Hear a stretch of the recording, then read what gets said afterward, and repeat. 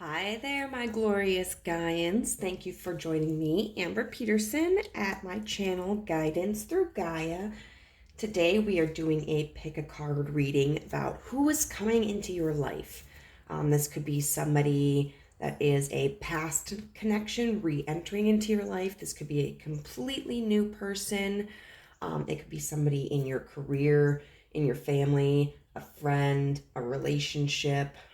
Could be a person who brings a positive connection, or it could be somebody that creates a negative connection. So be aware of that.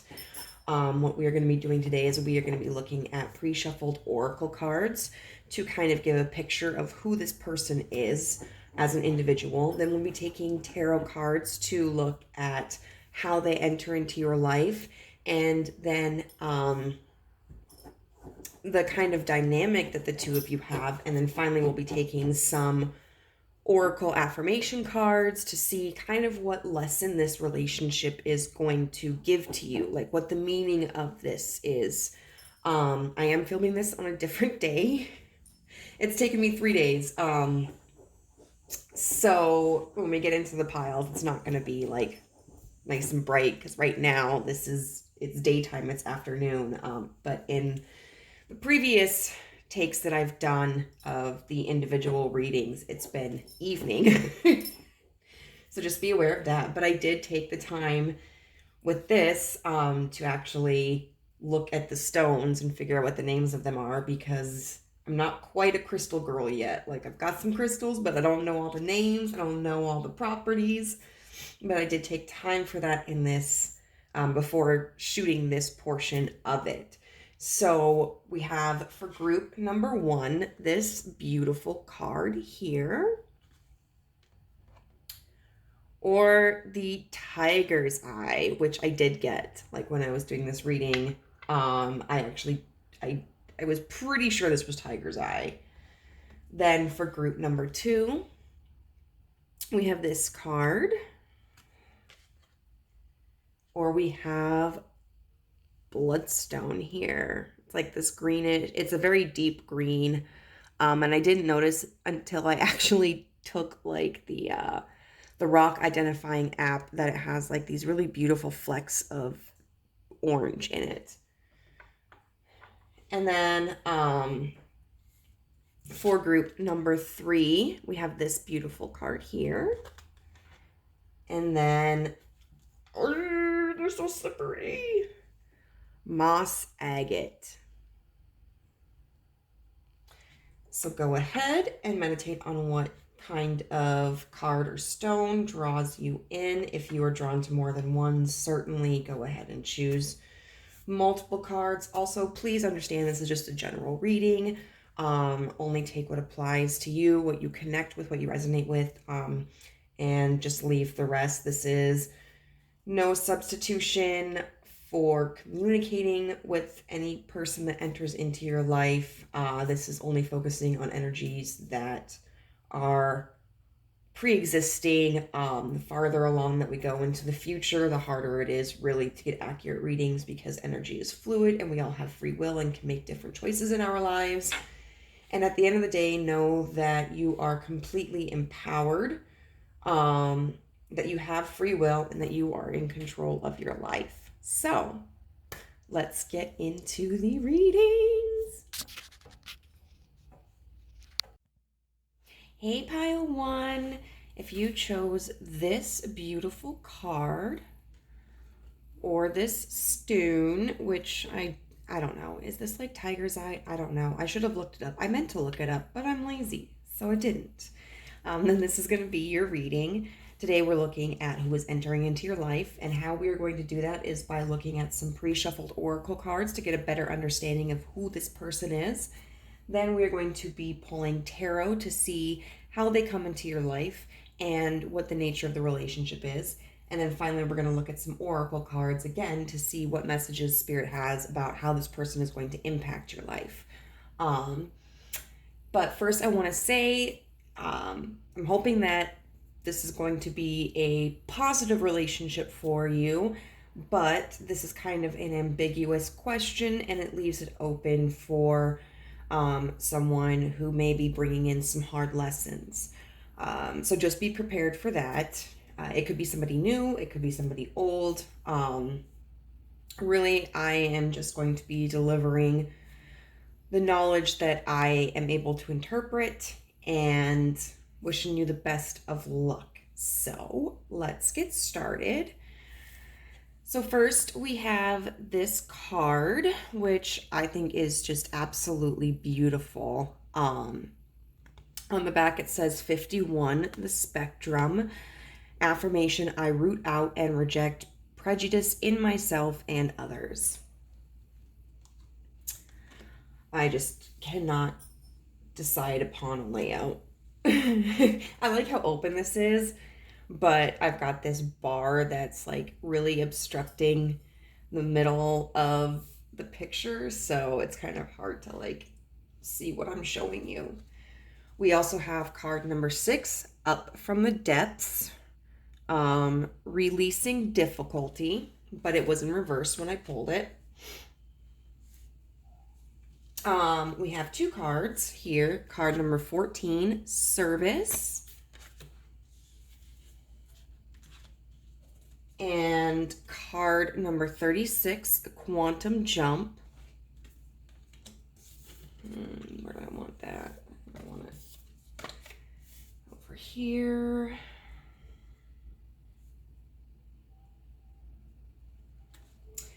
Then we have card 37, Descendant, Invitation. Innocent. And Samhain, Death.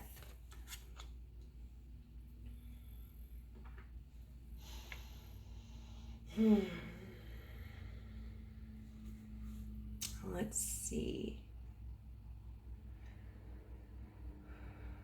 There's quite a bit of information here already as to how I would describe your person that's coming into your life. Some of it may be specifics that don't apply to everyone, but a lot of it's just kind of a general feel of their character. So where do I want to start? We've got here with this Quantum Jump card, right? We've got this eyeball in the middle, which kind of makes me think of the third eye. And we also have this representation of the yin yang. And when we look at this card, they have a yin and yang right there as well. So what this speaks to me about is a couple of things. I think this person is very spiritual in their own way. They may be somebody who is religious, although I don't necessarily feel a particular affiliation coming out. Or they may be somebody who is, just as I said, spiritual, who may believe in something but doesn't quite necessarily identify with any particular religion or any denomination. They may have strong beliefs of their own that they've developed, or they may feel kind of up in the air about things. But I definitely do think that this is somebody who does feel like they believe in something greater than themselves. With this yin yang energy as well, what I feel is that this person is pretty well balanced in their feminine and their masculine energy. Somebody who is very good at taking action when they feel it's necessary, but somebody who is also very in touch with their emotions and good at communication. This may, looking at this card here with the spectrum, I see how there's this umbrella that has this full spectrum of color on it. And with the yin yang, they may be a part of the LGBTQ plus community. particularly somebody who might be like trans or non-binary, agender, gender fluid, or otherwise, just in general, somebody who is very accepting of all walks of life. With this innocent card, I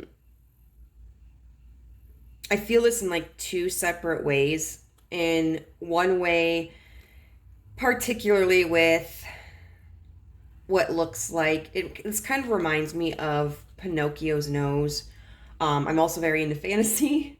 So right here we have what seems to be like a goblin, which would be part of the Fae or the fair people. And sometimes, they can be playful and mischievous. But at the end of the day, typically don't mean any harm. And Pinocchio is a fairy tale, it's a children's classic, and so I kind of feel that this person may be very lighthearted, maybe a little naive, kind, playful,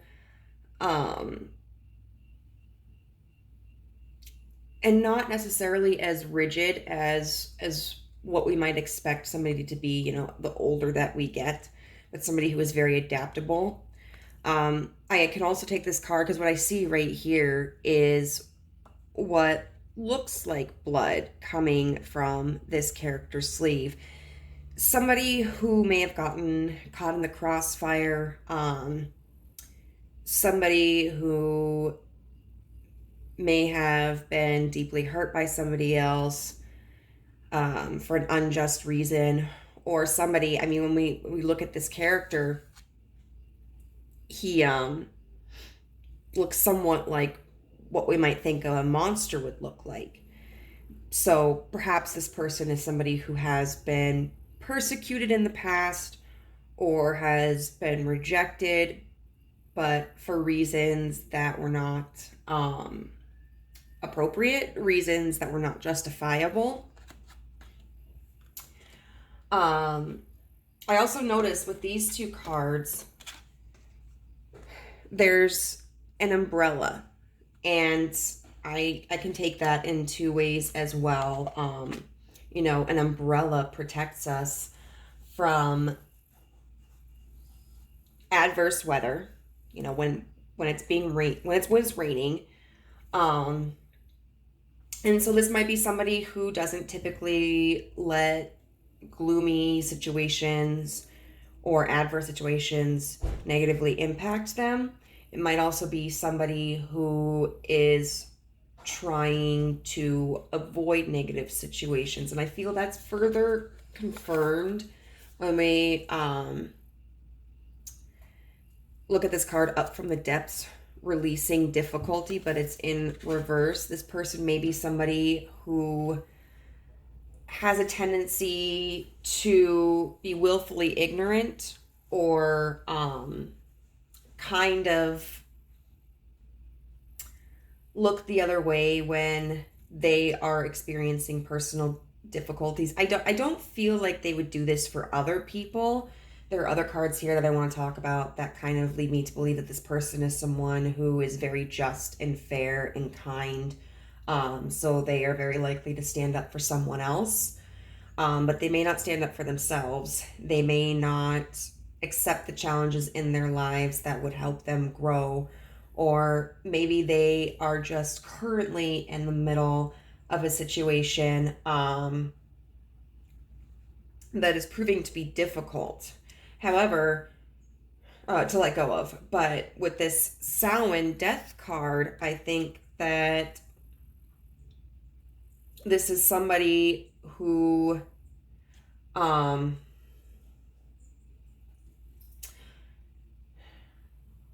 somebody who currently is experiencing a change in their life.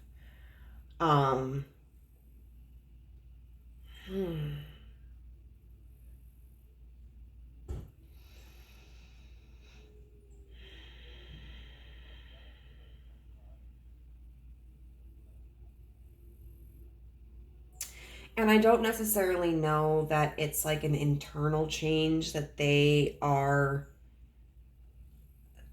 working through. It might be a situation that they have kind of been forced into.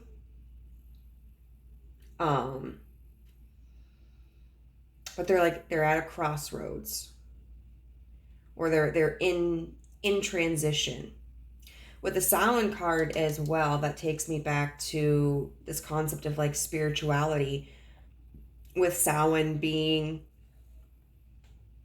a day where the barrier between life and death is thinnest, where spirits are supposedly more powerful, more prevalent. This is somebody who may actually have some sort of a psychic ability, that maybe for some they really have been harnessing it, or utilizing it, or are really cognizant of it. Maybe others don't pay as much attention to it, whether it's just a heightened intuition, or whether it's like clairvoyance, clairaudience, literally seeing or feeling spirits. Maybe they kind of shield themselves mentally from this, so the reality of the experience is more subtle to them. With this service card here, I feel like this person in general is just a very kind and compassionate individual. They may work in the service industry, whether, I mean, that's customer service or medical service, or in the military. We do here have very much two themes that correlate with eyes. We have this eye right here, and then we have a seeing eye dog. So this person may work with individuals who have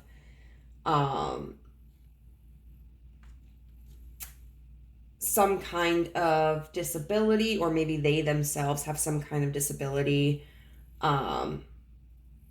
or maybe they're, what is it, like an ophthalmist? I don't know.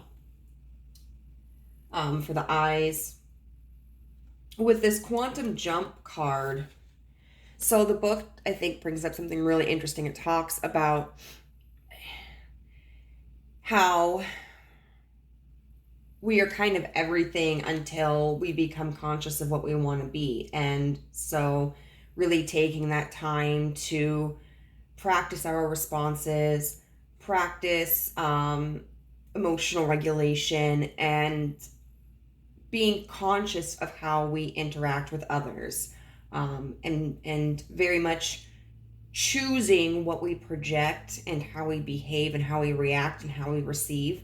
I think this person is someone who is very people oriented.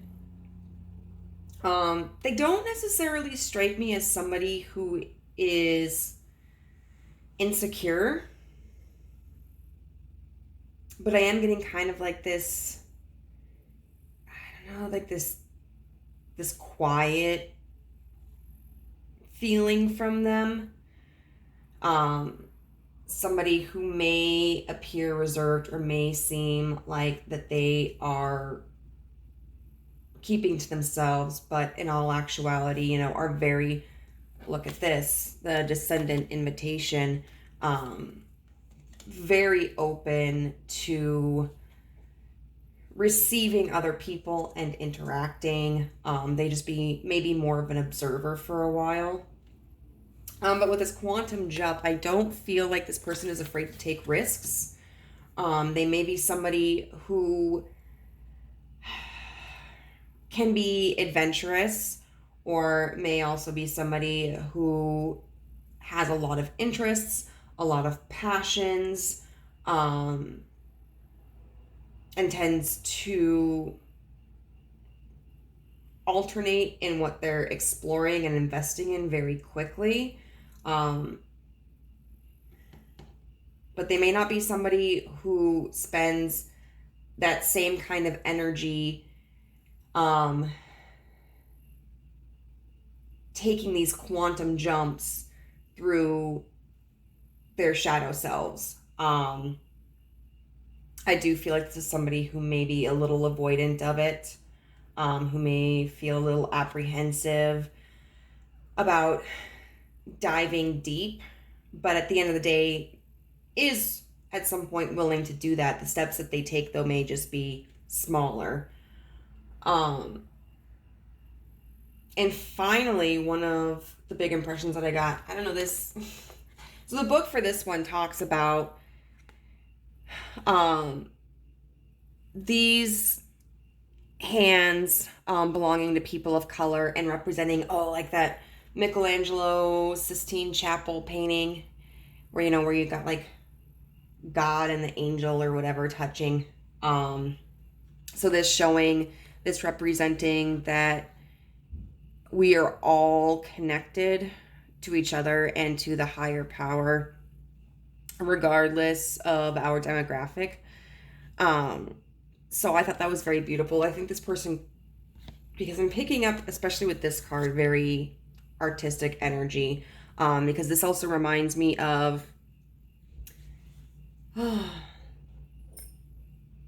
is it like the Venus de Milo? I don't know why I want to say de Milo. I don't know if that's a part of it.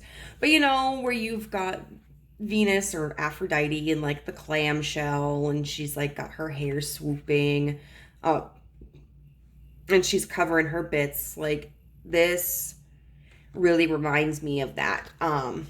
Of someone who was on display, who was proud of who they are, warm and generous, and probably someone who's very attractive. Venus rules Libra, and Venus is the goddess of love. So this may be somebody who may have Libra in some significant places in their charts. I don't feel like they're going to be somebody who, because Libras are kind of notorious for playing both sides of the fence because they don't want to upset anybody. Hello, I feel super attacked because I have a Libra ascendant and I have like a Libra, my Venus is in Libra. But I do feel like they have that charming quality that you have with Libras, that energy where people are just kind of drawn to them.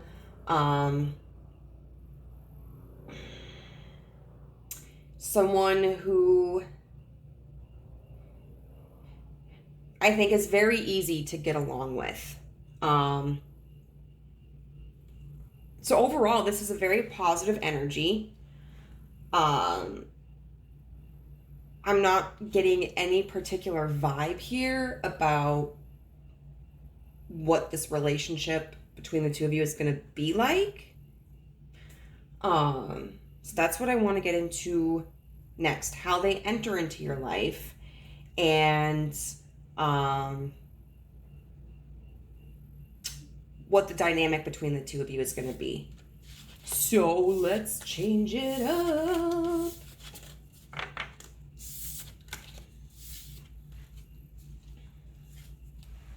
I didn't actually pick out a tarot deck for this because I got distracted. I have a few. You know what? Let's just... Excuse me.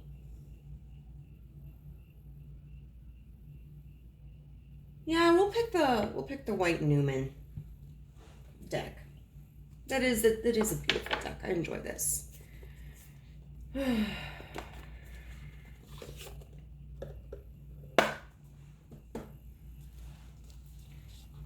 All right.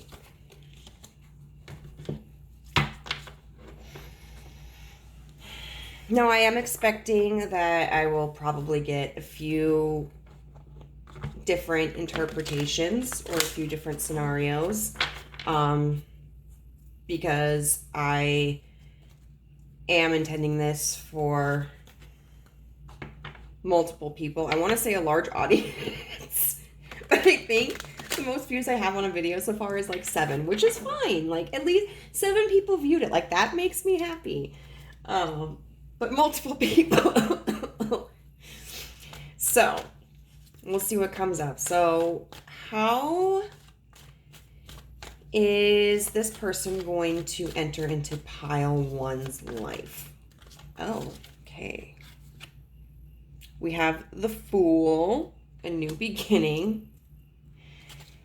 Okay, so right off the bat, what that says to me is that this is likely somebody that you don't have history with. I guess there is a possibility that you could, because maybe the connection was cut off in the past, or maybe this connection is different than what it has been in the past. But so far, this does feel like a really fresh person for me to you. This might be somebody that you have in your environment, but may not have really interacted with, because they do tend to come off as like reserved and quiet. So you may be getting to know this person better. The 7 of Cups in reverse. Okay. 7 of Cups.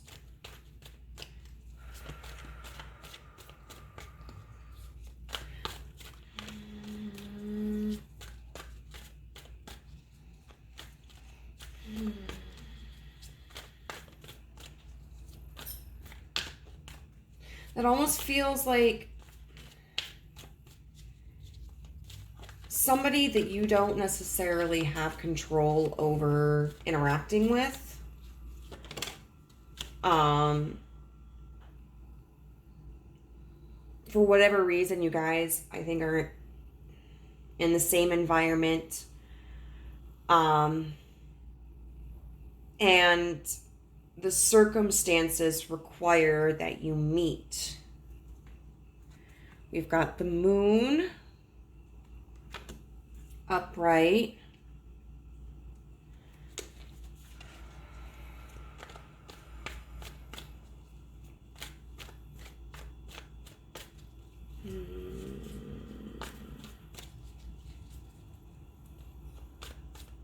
Let's see, the Moon upright.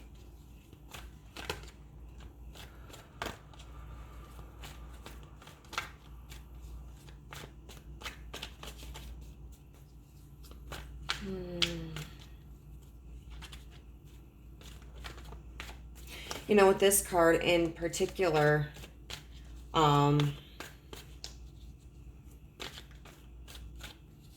with this deck, they talk about, like, you know, are these foxes enemies? You know, are they attacking each other, or is it just play? So it might be that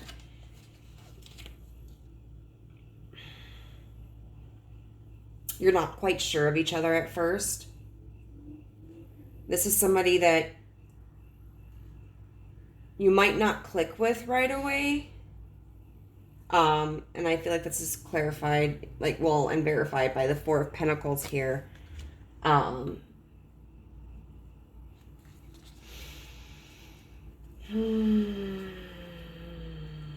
keeping things close to your chest at this point. I didn't even ask a question yet. I'm sorry. So there might be this kind of guard up, and you guys aren't quite sure what kind of connection you're going to have. And it might not be necessarily that, like, you're suspicious of them, but maybe this is a situation where you're like, well, I don't know how close we're really going to get. Like, if this were a coworker situation, for example, like maybe you guys have to work on a project together or something. And so you might not know exactly how to interact with this person. or how to converse with this person. And so you might be a little bit more reserved.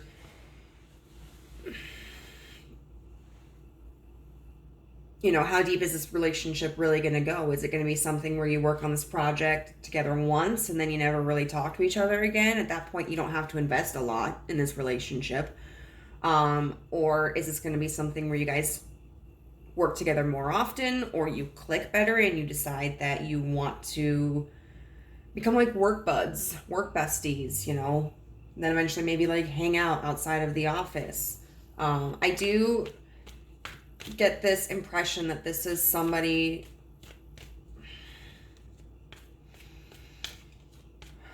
and it's, well, I mean, it could be like, maybe I'm getting something like either like you work together, you're in school together, or like you have mutual friends.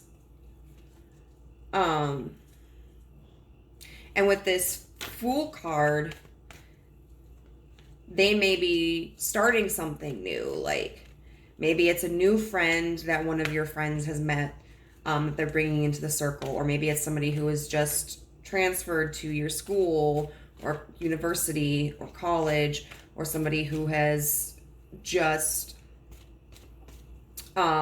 started at your place of employment.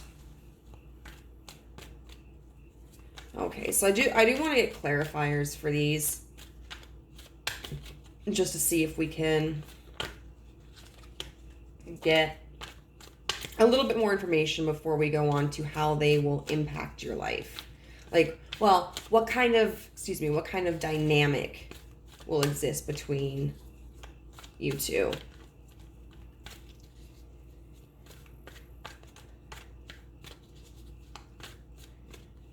I do sense this kind of reservation between the two of you, but so far, I mean, with just kind of looking at who this person is, they do seem like a very trustworthy person who is going to be very accepting of you.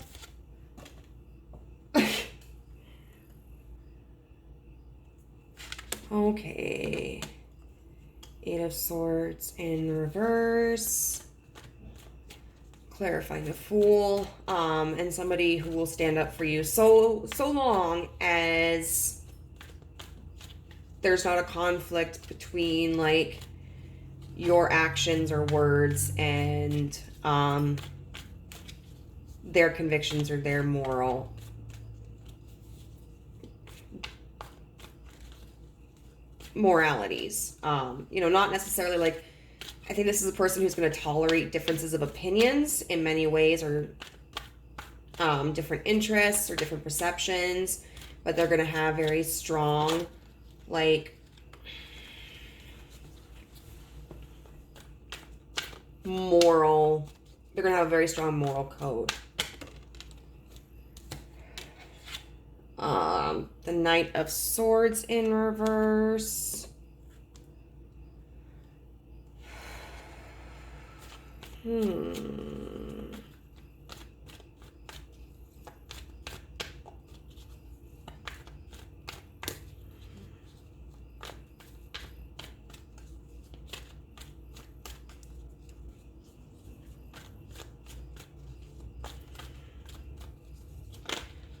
Let's see.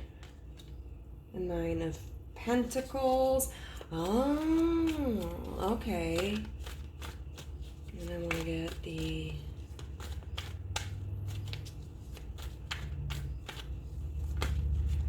clarifier for the Four of Pentacles here.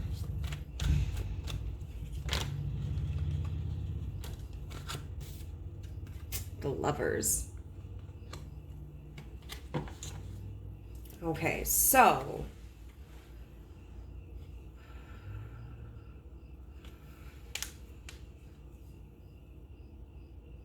I think part of how they come into your life is that they have started a new journey.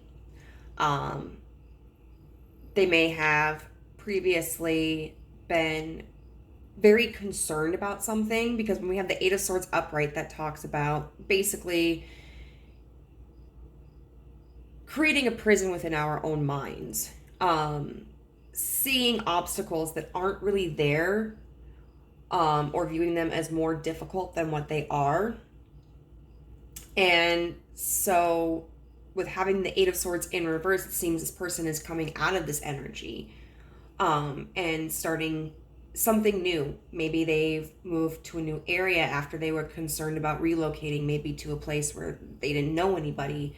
Maybe concerned that they weren't going to get a job, only to find out that they did get the job and they're now going to be your coworker. It seems like they took a risk, that they were kind of really nervous about, and had their doubts about. And so that brings them into a shared environment with you.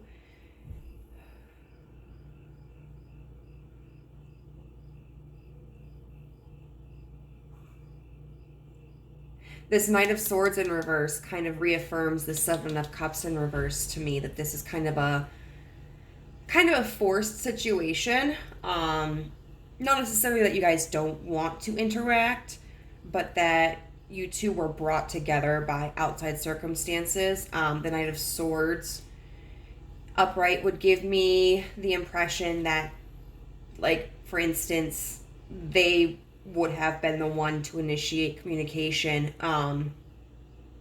But in reverse, that showed me that's not the case. So in whatever setting you guys meet, this wasn't their idea. They didn't initiate this contact. They didn't arrange this. They're along for the ride. Like, and I don't even really think that you arranged this. I think there's like somebody else that really brings you guys in together. With this Moon card here and the Nine of Pentacles, I mean, we've got the Nine of Pentacles, which is really about personal prosperity. It's a very independent card.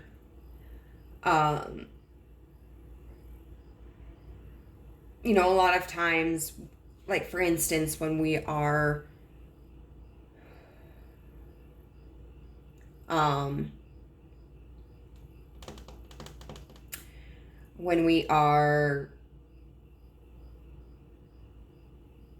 asking about romantic possibilities, for instance, and we pull like the Nine of Pentacles, that can kind of typically indicate a lack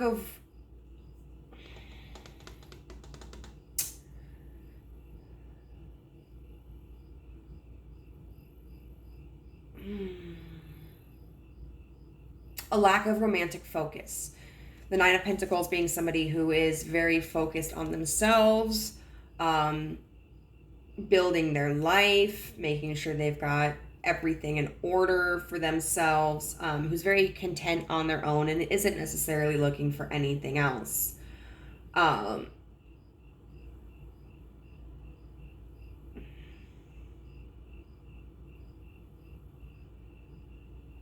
So to me, with this Moon card, it does just kind of feel like when you guys first meet, they are a little guarded.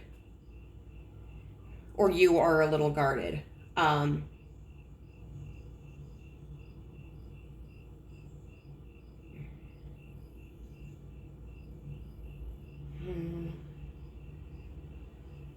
You know how, like, when you click with someone and it's very easy to communicate with them, and so you're not hyper focused on yourself, or you're not seeing yourself necessarily as a separate entity, because at that point you are because you're able to really heavily relate to someone at that point. This feels like you guys aren't necessarily going to have that right away. That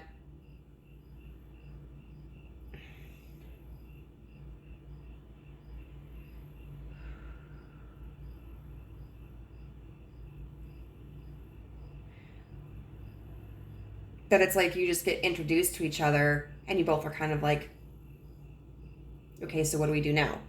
You know, just that, like, that awkwardness. And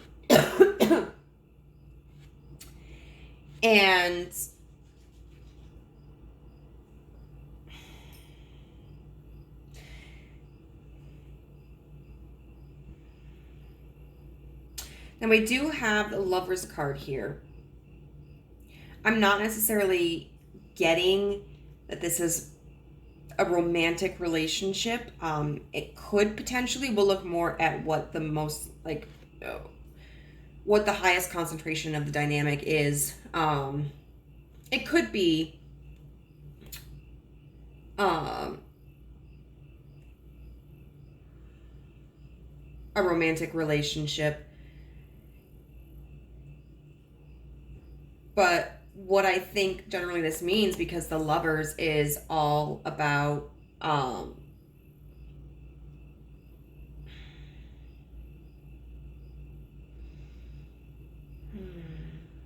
making a choice.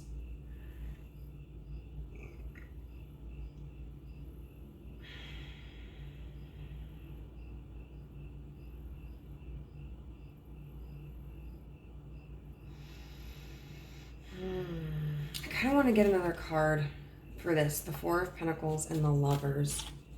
I really want to clarify how those two cards. I mean, it could be that, like, the choices that outside of whatever arrangement this is, the choice being, like, are we going to get closer?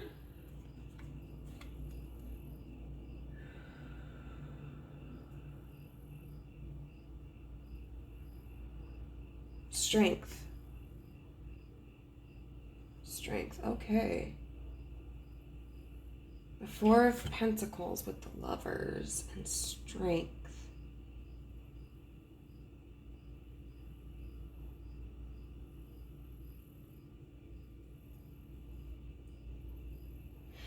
I think at the end of the day, whatever it is that's bringing you two together, and even though originally there's this uncertainty about each other, this awkwardness with each other, I think you're both just going to feel a really strong connection, you know. And here and so what this might even mean, you know, because we've got the Four of Pentacles here, and that's holding on to something. What this could mean is that because of the situation, you guys become very close. And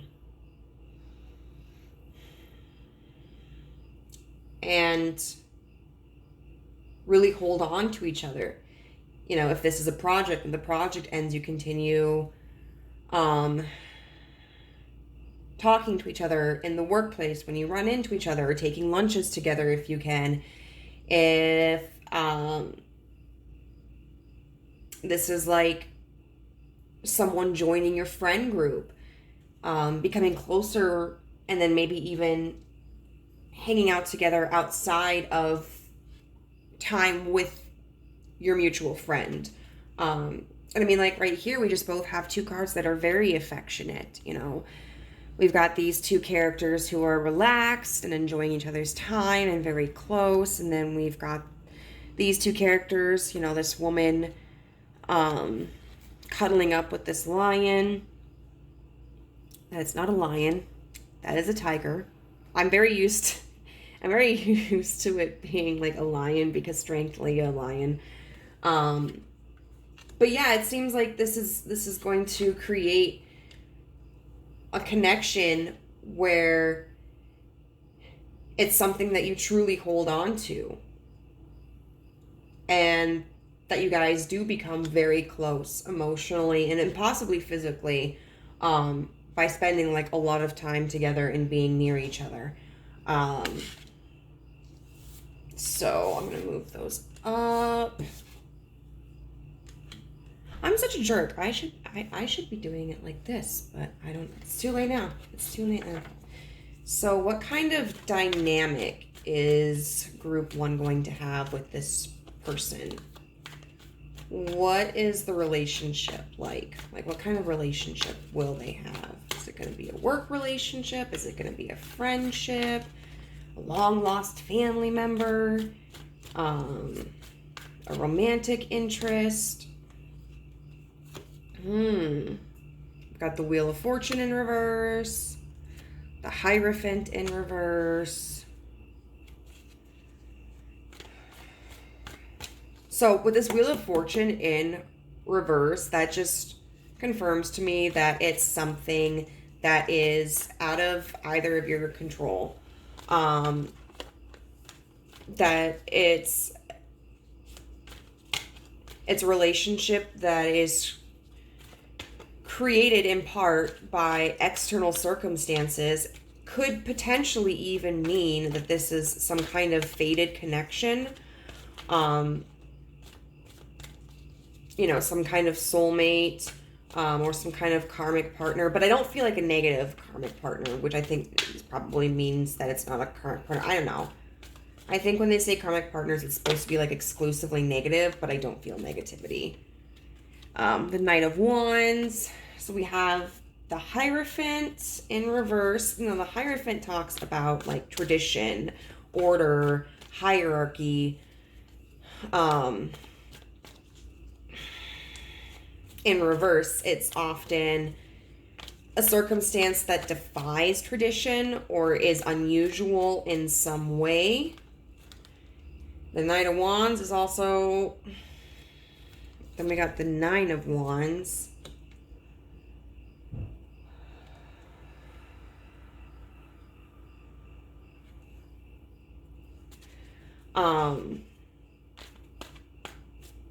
So it is going to be something kind of unconventional. Something you definitely weren't expecting.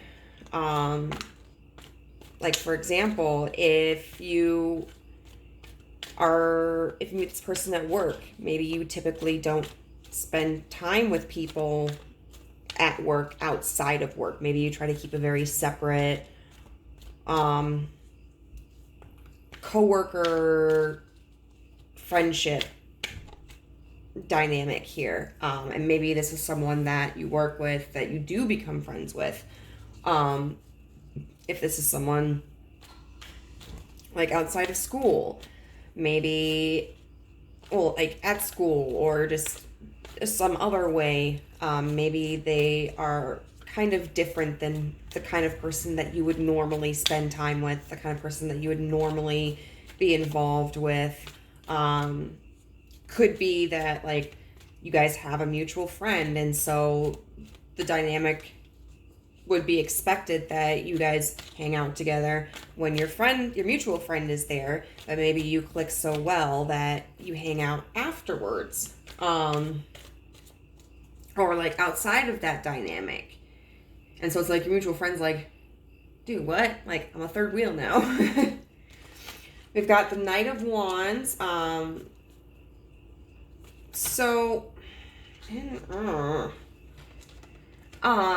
With the Knight of Wands, this is somebody who, like this, I think this is going to be someone you can be very creative with.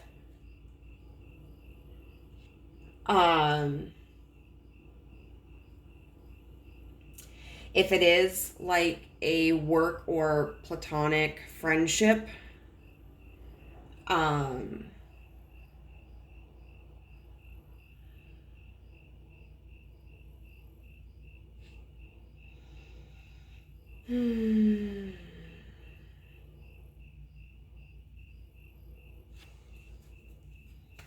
if it's more of a romantic person, which I think for some there it could be, definitely someone like the dynamic is going to be very passionate,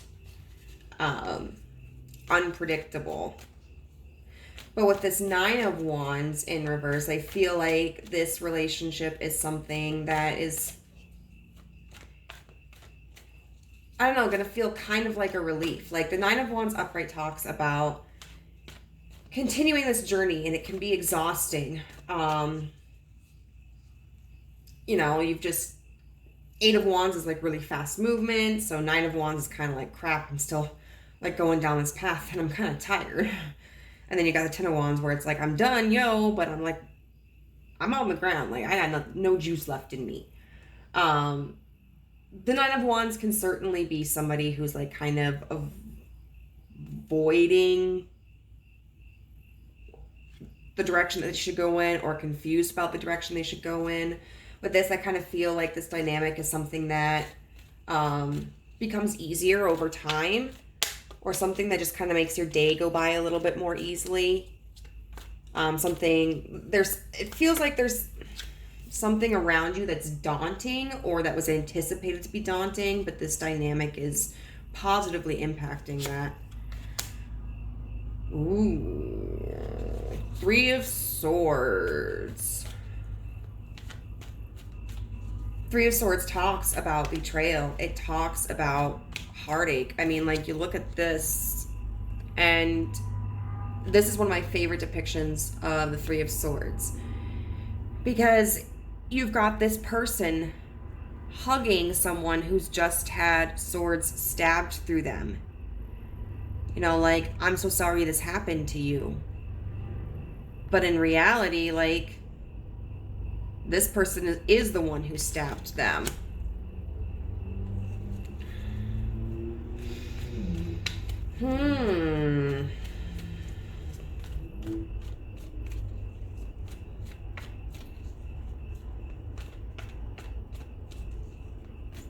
Okay. So there's something to do here with, like,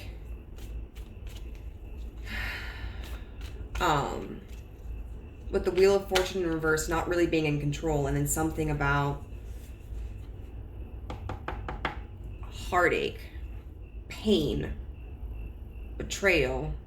It's a little bit heavier than I anticipated. Then we've got the Magician in reverse underneath the Hierophant. The Magician in reverse is someone who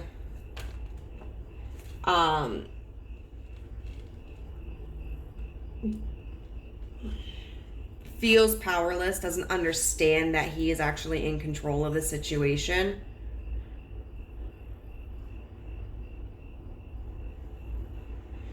We've got the High Priestess in reverse. There's a lot of major arcana now. So it seems like this is a really significant relationship in your life.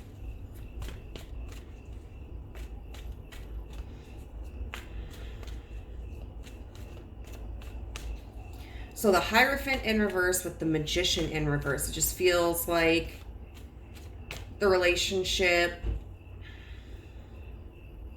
maybe isn't definable.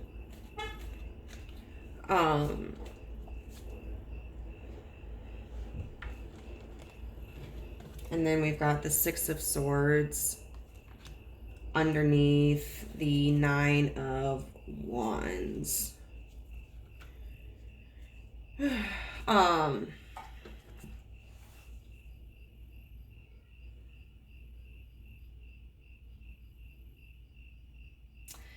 The Knight of Wands by the High Priestess. So the High Priestess is somebody who is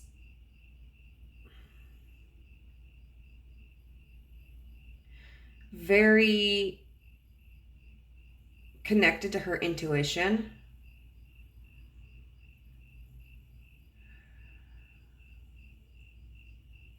I kind of want to see what this Knight of Wands and the High Priestess in reverse is about. The High Priestess in reverse is somebody who could be keeping secrets. Ow! I don't know which way that wanted to go. I don't know. Oh. Okay. So the Six of Pentacles upright, which equals like give and take. So it seems like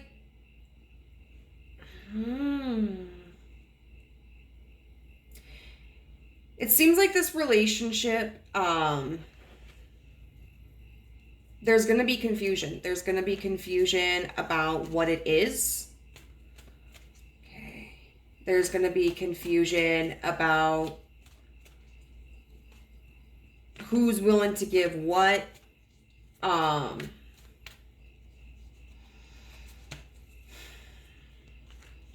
So, see, this is the interesting thing about the questions that you ask, okay? So, I wasn't getting any indication of like difficulty, really, like any and I don't even want to say that this is really negative, but I wasn't getting any indication of any like struggle or negative influence this person might have based upon like the oracle cards that we read, or about how they came into your life. But now that we're getting into the dynamic between the two of you, it does look like it's going to be at times a tense dynamic. Can I clarify this Nine of Wands in reverse with the Six of Swords? Now the Six of Swords is about the King of Swords upright.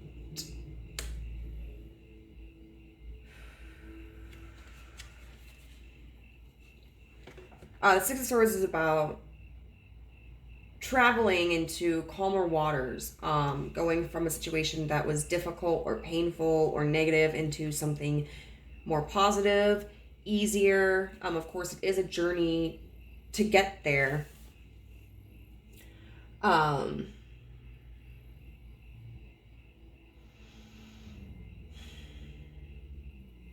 So I think what this is saying, this King of Swords upright, is that, you know, clarifying this Nine of Wands in reverse with this Six of Swords upright, I'm getting the feeling that it is going to be a situation where it's a little difficult to resolve.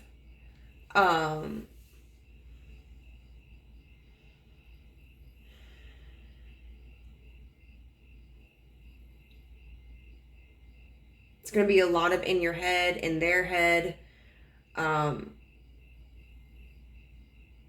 It might be difficult to communicate what the best avenue is to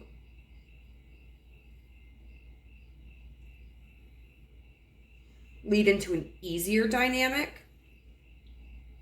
So this definitely has some karmic lessons that you need to learn. Or they need to learn, or both of you need to learn.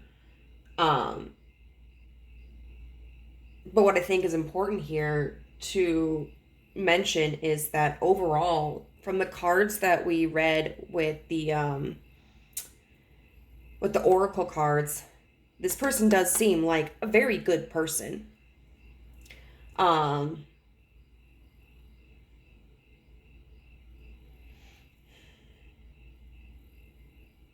in how you meet, it's just kind of, you're drawn together from outside circumstances and you do form a bond. But the relationship is going to have its challenges.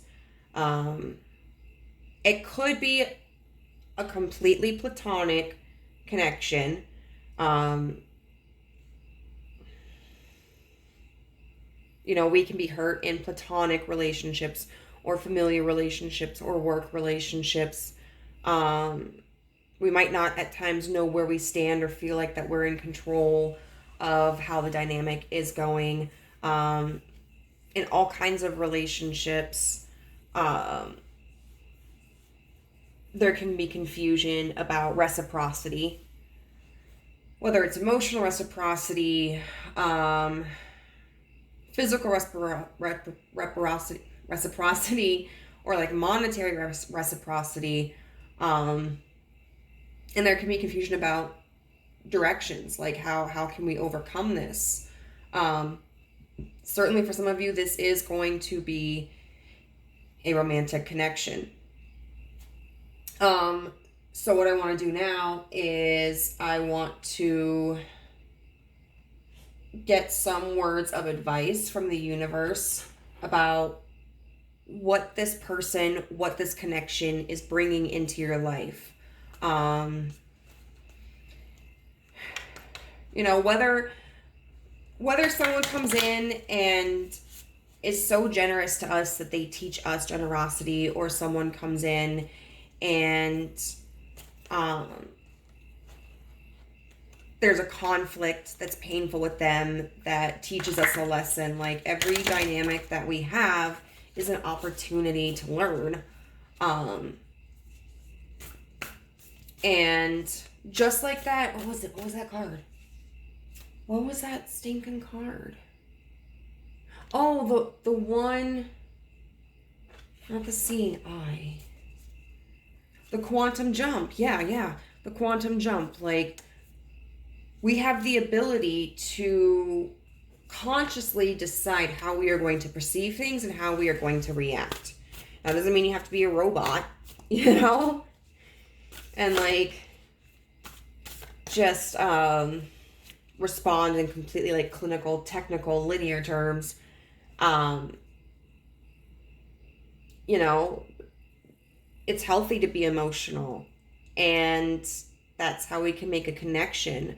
And sometimes we're going to make mistakes in how we communicate what we're feeling, and that's just part of life. But we can learn from it, or we can kind of, when we're going through a stressful situation or a very confusing situation, really look inwards to see what the struggle is, and formulate, like, how can I communicate with this person? Like, what do I need to communicate, and in what way can I communicate that they may be more receptive to it? Because there was this book that I have, it's like Fight Less, Love More, or whatever, and the whole principle of it is like, you have 5-minute conversations with your partner that you may be arguing with, and they read this book with you to try to facilitate healthier communication. But even if your partner isn't willing to read this book with you, you still have the ability to adjust the way in which you approach your conversations with them, and the language that you use,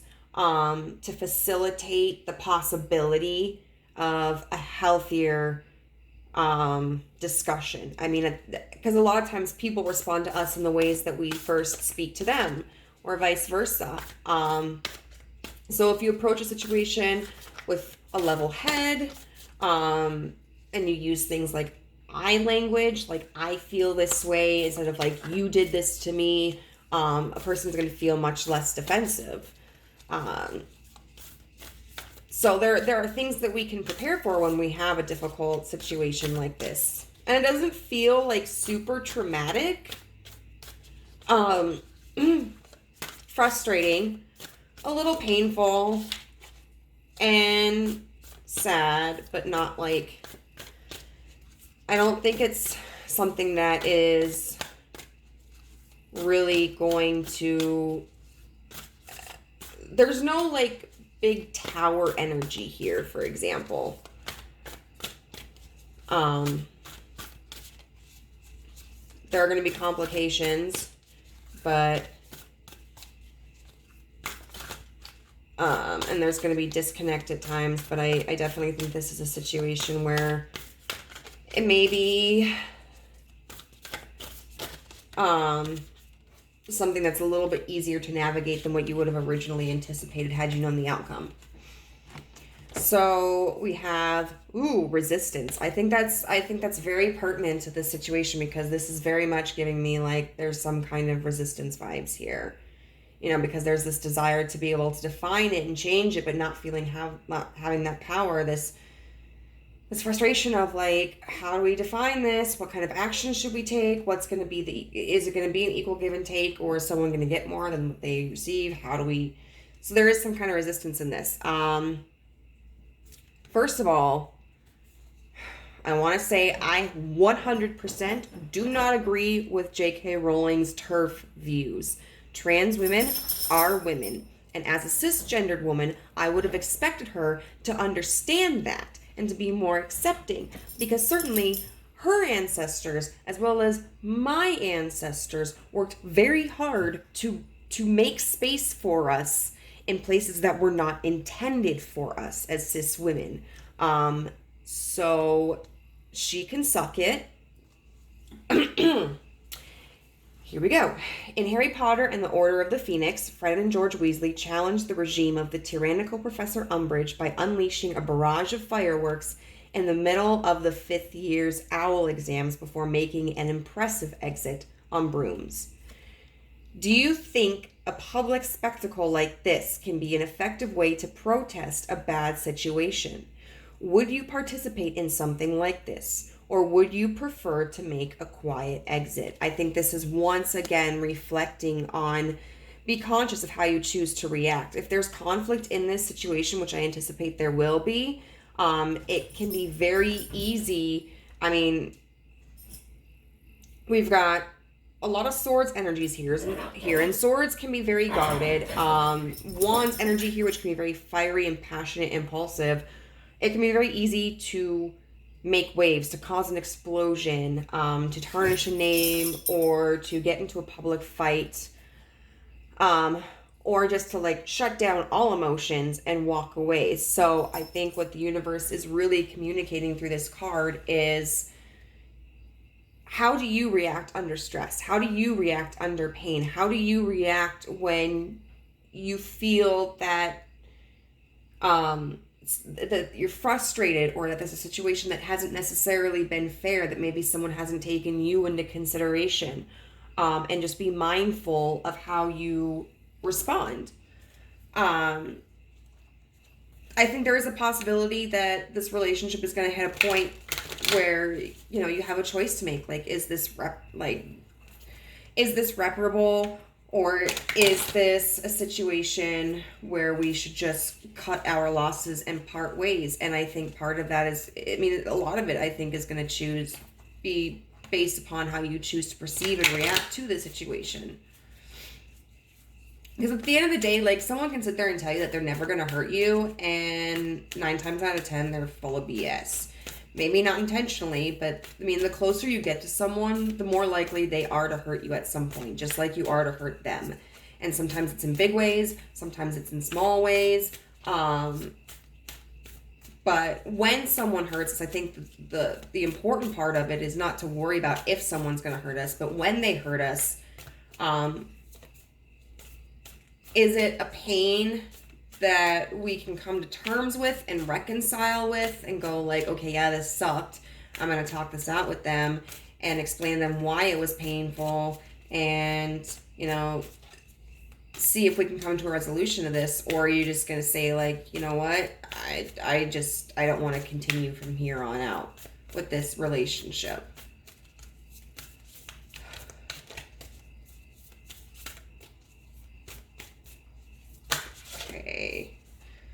We have inspiration. There is a voice of inspiration within me. Right now, it's only a whisper, but the more I listen, the louder it will get. Soon it will be a flawless speech voiced by James Earl Jones through a megaphone with lots of applause. I think that's furthermore confirming that part of what this person is bringing in because of this dynamic, part of what you are gaining from this dynamic, is learning how to listen to your intuition and how to discern your thoughts and filter them. Whether it's like, you know, I'm using weak language. I actually feel very strongly about this, and so I do need to be more assertive in this situation. I do need to stand up more for myself in this situation. Or like, I do need to use more gentle language instead of having a blow up at this person because they hurt my feelings. I am going to try to calmly explain to them why I'm upset. And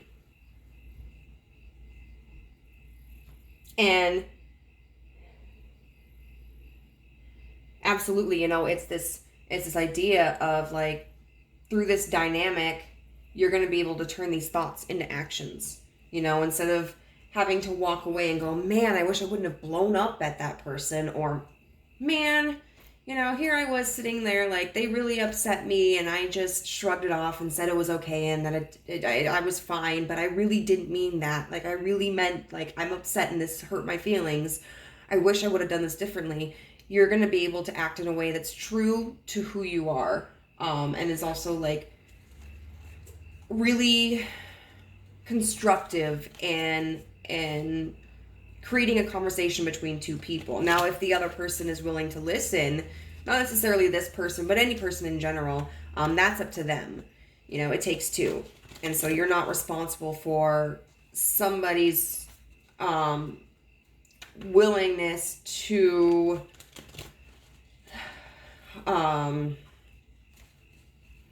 participate and cooperate. All right, and a final message here. Holy crap, this was long. It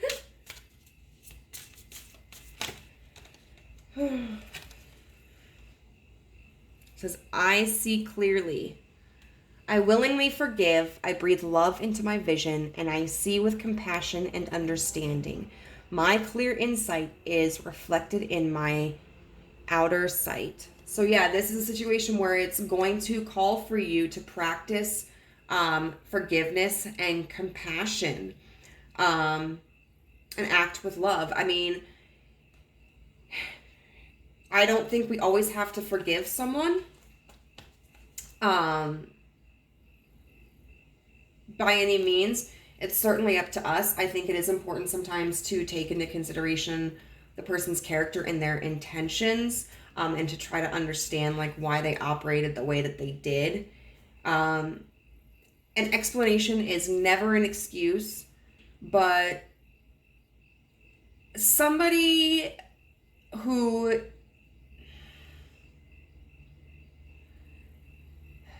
is inconsistent because they're scared rather than inconsistent because they don't care, I'm going to treat those circumstances differently. I'm going to be more understanding and more forgiving and more compassionate towards the person who's inconsistent because they are scared than I am towards the person who is inconsistent because they are selfish.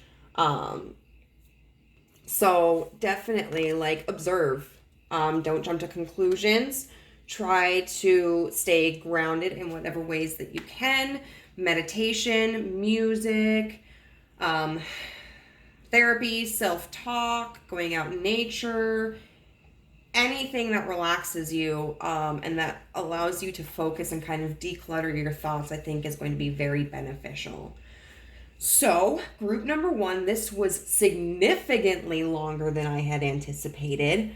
But I really hope that this gave you some insight. It does seem like it's going to be a difficult situation, but it is navigable. You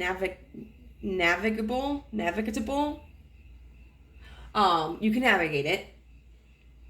This person is going to have a major impact on you, and I really think that they are someone who is a good person, but hasn't done a lot of self-reflection and maybe avoids doing that. So Spirit is really calling for you to just be more patient, try to see things clearly, work on your thoughts and how you respond so that you can be true to yourself, but not like out of control. And I wish you all the best of luck. So let me know what you thought in the comments down below. Thank you for joining me on my channel. It would be great if you could hit the subscribe button, click the bell. I'll notify you whenever I upload a new video. And if you're interested, you can certainly stop by the Guidance Through Gaia Instagram channel, where I upload usually every day. Sometimes I miss a day or two, a daily tarot message. So that's all I have for you today. Bye. Hey there, Pile 2. So, if you selected this beautiful image or this lovely green stone, look until it's green, but it is, then this is going to be your reading. Now, what we're going to do is we are going to look at who is coming into your life. This could be an old person coming back in. This could be somebody new. This could be a romantic person. This could be a coworker, a family member, a friend, a lover. This can be someone who is coming in And it will be a pleasant relationship, hopefully, or this could be someone coming in that this may turn into a negative relationship. I just want to make you aware of that. How we are going to do this is we're going to take these pre-shuffled oracle cards and lay them out. This will give the description of who this person is.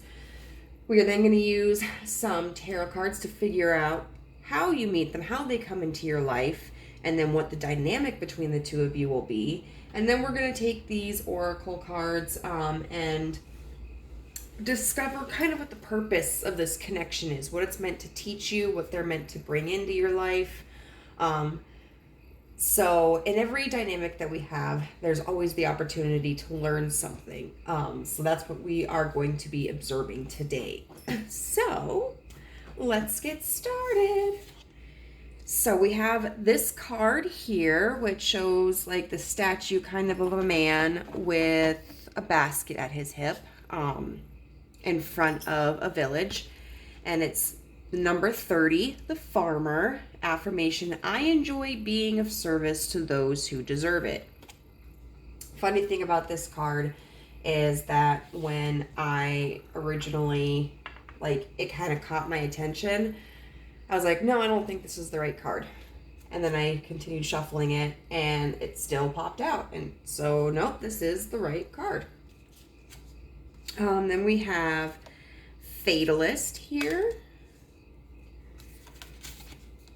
We have number 8, Teacher, learning a new path in reverse. We have tarot cards with guidance. We have number 51, conjunction alliance, that was also in reverse. And then we have card number 1, action leads to success. So group number 1 was very long, a lot longer than I anticipated, and I'm kind of nervous because I'm like, man, if it's that long for group number 2, I am going to be out of breath tonight. But if it's shorter than group number 1, I'm going to feel really bad. So we're going to see what happens here. So I am absolutely getting some very workaholic energy from this person. We have action leads to success here. And with the dragons, especially since these are Eastern dragons. Yeah. Sorry, having a hard time swallowing. You know, the other day I was coughing so hard and I thought I had phlegm in my throat because I could feel something trying to come up. When I went to go look in the mirror to observe what it was and why I couldn't get it, I realized I was trying to cough up my uvula. And then I thought of Monster House. Whoa, it's a girl house. But this card gives me very much the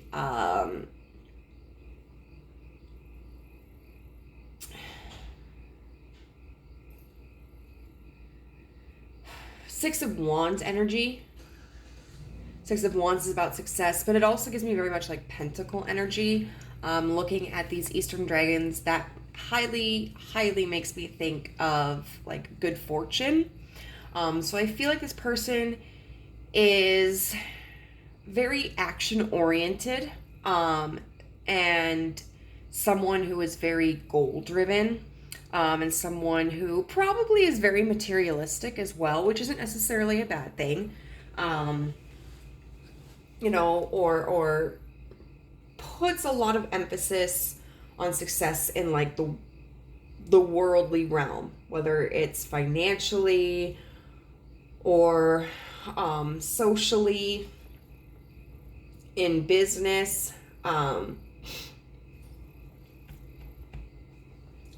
And with this farmer card too, farmers are very hardworking. Their job is never ending. I dated a farmer for 6 years.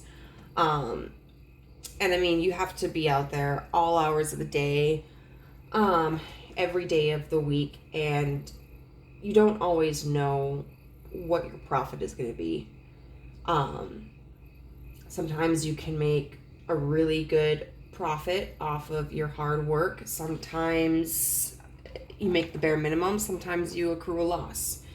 And so to me, this is someone with the energy of a person who is very dedicated to whatever it is they do. I feel they are very business oriented. And they're in some kind of position that has more independence or more responsibility. So, for example, I would expect this person to be, if they were in retail, an assistant manager or a manager. I would not expect them to be someone who was a cashier. Being a cashier is a job. It's a valuable job. It's a valid job. But I feel like whatever this person does, there's more responsibility and more control. Like an assistant manager or a manager is responsible for arranging items in the stores to be more appealing to customers. They are responsible typically for setting up the ads. They are responsible for setting up the displays. They might be the ones who are looking at the statistics for sales, and trying to figure out, like, how can we improve? So this person might be someone in their place of employment who is in a higher position, or they might be somebody who kind of like is independent, maybe like an entrepreneur, maybe somebody who is in social media, like a social media influencer or a content creator. Maybe they have just like their own business. Maybe they own their own restaurant or their own law firm. Or maybe they are in some position where, like, they live off of commission. Because I feel like they really, whatever they do, especially as a career, but they likely apply these traits to basically all of their aspects of their lives. But I believe that whatever they do for their career, especially, they have to be the one to come up with innovative ideas. They have a certain level of control over the success, whether they are responsible for people below them or not. I really do also kind of get like a very rigid, almost kind of control freak kind of vibe off of them, which is not necessarily something bad. Like, I'm not meaning someone who's like abusive or controlling in a relationship or demeaning, but somebody who probably has an outlook of like, they know what's best, do it their way. We've got with this number 8 teacher learning a new path. I feel like this is somebody who considers them a teacher, who considers themselves a teacher, especially with tarot cards and guidance. But somebody who is not necessarily willing to learn a new path, who is not willing to adjust or adopt to anybody else's system or perspectives. I feel that they are someone who is very rigid. The kind of person that's like, I'm not mad, I'm disappointed. And like, that's almost worse, you know? I don't necessarily feel that this person has too much of a temper, but if they feel that someone around them is not meeting their expectations,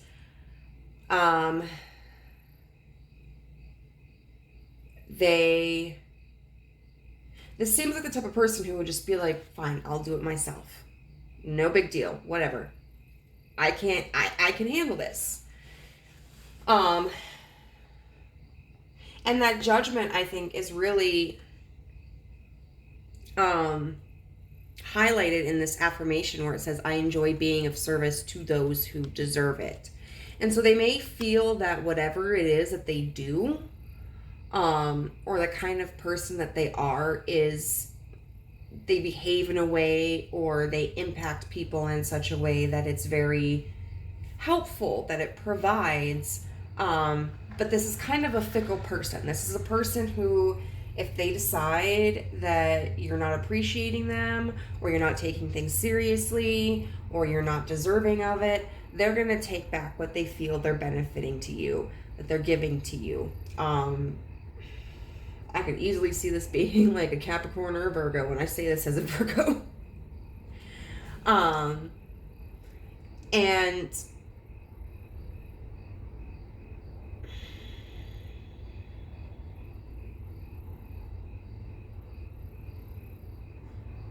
I don't necessarily feel this person is very spiritual, even though we have this tarot card, oracle card here. I more so feel like they feel they have all the answers, or they feel they can create all of the solutions. They feel that they kind of have like a sixth sense about what tactics are appropriate, what's going to get results. And that may not always be the case. This person could very easily have tunnel vision or have blind spots, and not really see the areas in which they can improve, and in the ways they're not as successful as they think they are. This is someone who I really think is kind of a loner because of the Alliance card in reverse. So conjunctions talk about like planets working together. Now,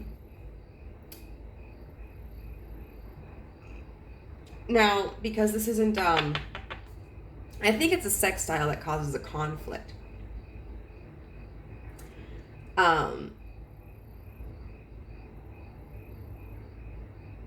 So it's not that they intentionally, I think, cause conflict, but I think that they tend to prefer working alone. I think that they can be very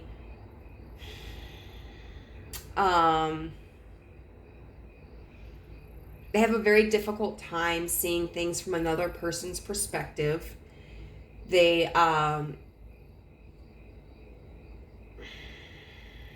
maybe very stubborn and egocentric. And they may be somebody who just naturally takes charge. They're not necessarily somebody who's going to work with other people. They are going to take the reins, take the lead, nominate them. Okay, this reminds me of like Monty Python and the Holy Grail, where it's like, I'm your king, Arthur. Well, I didn't vote for you. That's not how you elect a king, or something like that. I feel like this person is just kind of like, all right, guys, I'm the project manager. I am the lead. I am the boss. I'm going to take control of this. I'm going to run the ship. And the other people around them are like, dude, we didn't ask you to. Like, I feel like this person sometimes oversteps boundaries in their relationships, work relationships, friendships, and romantic relationships, maybe even familial relationships, and that they just kind of naturally see themselves as an authority in a way that a lot of people probably don't.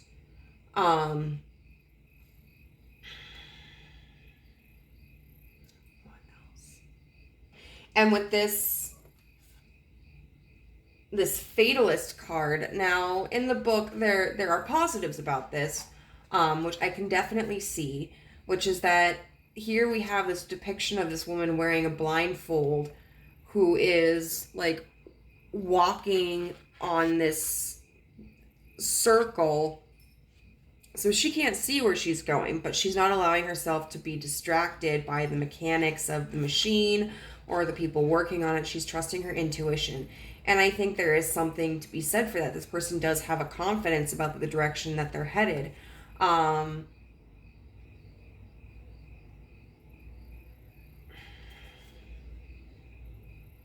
it almost seems like when she's got her hand pointed downward, it's almost like she is kind of on, like, giving honor a little bit to this person down here, like kind of acknowledging, like, thank you for all that you've done.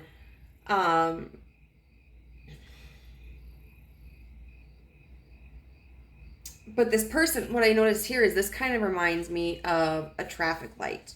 You have the green arrow, the red arrow, and you have the red circle and the green circle. So it seems like sometimes this person doesn't understand the actions that are appropriate. So they may go when they're supposed to stop, or stop when they're supposed to go. And it may also seem sometimes like they don't necessarily understand the roles that other people are playing. Like we have here, these are the people who are making this circle turn. Like if it didn't turn, she would just literally walk off and fall off. So she may be able to do this without her eyesight, but at the end of the day, these guys are working pretty hard to make sure that this is rotating so she doesn't fall. So I think that sometimes there is maybe a sort of like superficial acknowledgement, but not a true understanding on this person's behalf of how hard or just how much other people contribute around them. This does very much give me also like justice vibes, which I felt in pile number 1, but on a very different scale. I don't know that these two people, sometimes you feel drawn to more than one pile in a reading, and you watch them both and you're like, oh yeah, like there are messages in both of these for me, and this describes like the same person but different sides of them or different circumstances. I don't necessarily feel that this is going to be like another side of the person that was being discussed in group 1. But I know for myself, sometimes I'm watching a reading and I'm like, wow, I really felt drawn to this pile, but it doesn't seem to fit. And so I'll kind of click off and I'll go on to a different pile in that same video, and there will be some similarity. And so it's like, oh, okay. This is the energy that I was drawn to. So this is supposed to be a future person or, someone you have known who's coming back or whatnot. I don't know. So you may not know if this is going to resonate with you or not at this current point in time, but it might also be worth looking into if you have a feeling like, I don't know if this situation is going to really fit my circumstances, or if this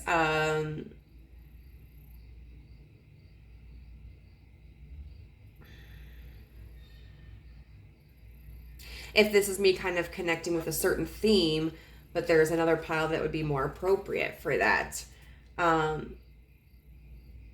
In terms of it being justice, I just feel like this person is very strict, firm standards of the right way to do things and the wrong way to do things.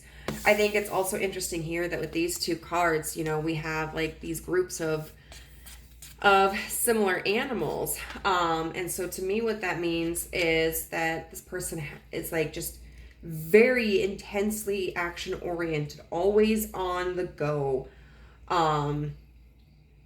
Truly a workaholic, and that their energy may kind of be disproportionately aligned with a certain aspect of their life, or that their energy may be incredibly scattered. For this feeling like a very heavy work-oriented person, I'm not getting much about what their position could be, other than like maybe they're a leader of some sort, like a team lead, a manager, maybe an independent business owner, an entrepreneur. Maybe they are a farmer or work in agriculture in some way, and kind of have an authoritative position in that sense.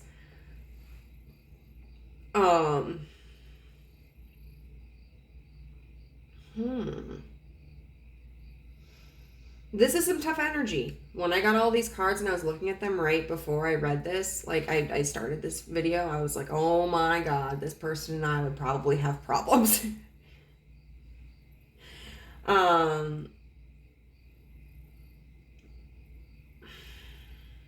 So I'm very interested to see.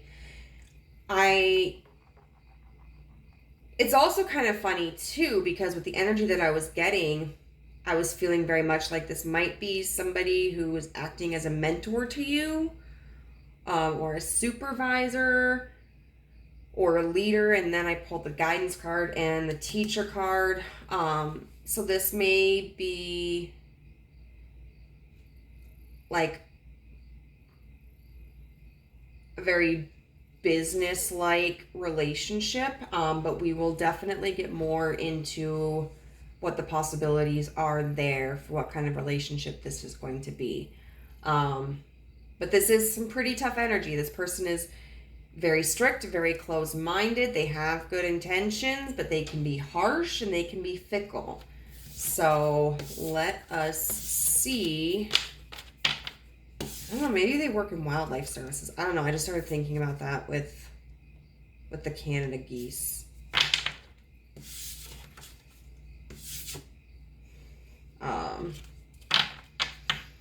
Plus the farming. They could do something that's very like outdoorsy or nature oriented. Okay, so the first question we are going to ask is, like, how do they come into your life? How do they enter into your life?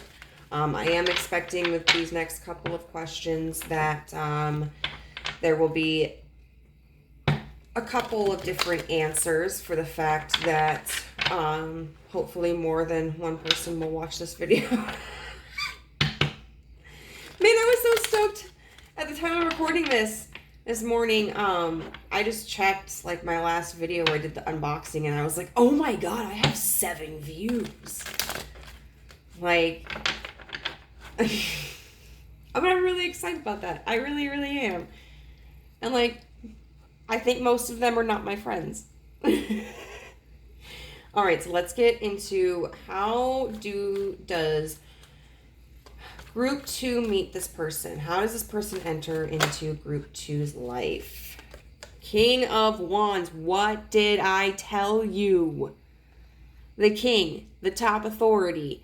I was getting a very masculine energy off of those oracle cards. Of course, that does not mean that this person has to be assigned male at birth or identify as male. They could just be heavily in their male energy, which would include like being action oriented, making decisions. There was a really good list one time I saw of like what differentiated feminine energy from masculine energy, and I can't recall what it was. The King of Wands is someone who makes something happen. He's fast moving. He's like no compromise. He knows what he wants and he's going to get it. And he's going to go for it. What did I tell you? Don't get me wrong. Like, I love my wands, guys, but the Emperor. Oh my God. Literally cannot make this up. This is the Emperor energy. This is someone who loves control. This could be like, I don't know, maybe this is like a parental figure for you, even if it's like an older sibling, or like a boss. And like with this dude, it's interesting because like he's crushing something, and that's almost like that makes me, it's like black, but it kind of looks like blood.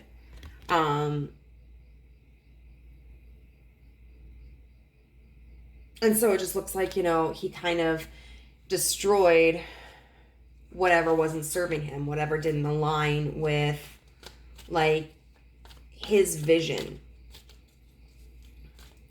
Holy crap.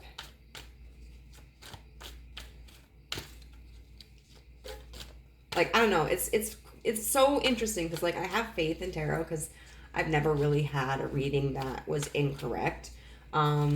Sometimes I had misinterpreted the reading, because, like, sometimes it's because that my heart was set on, like, an outcome.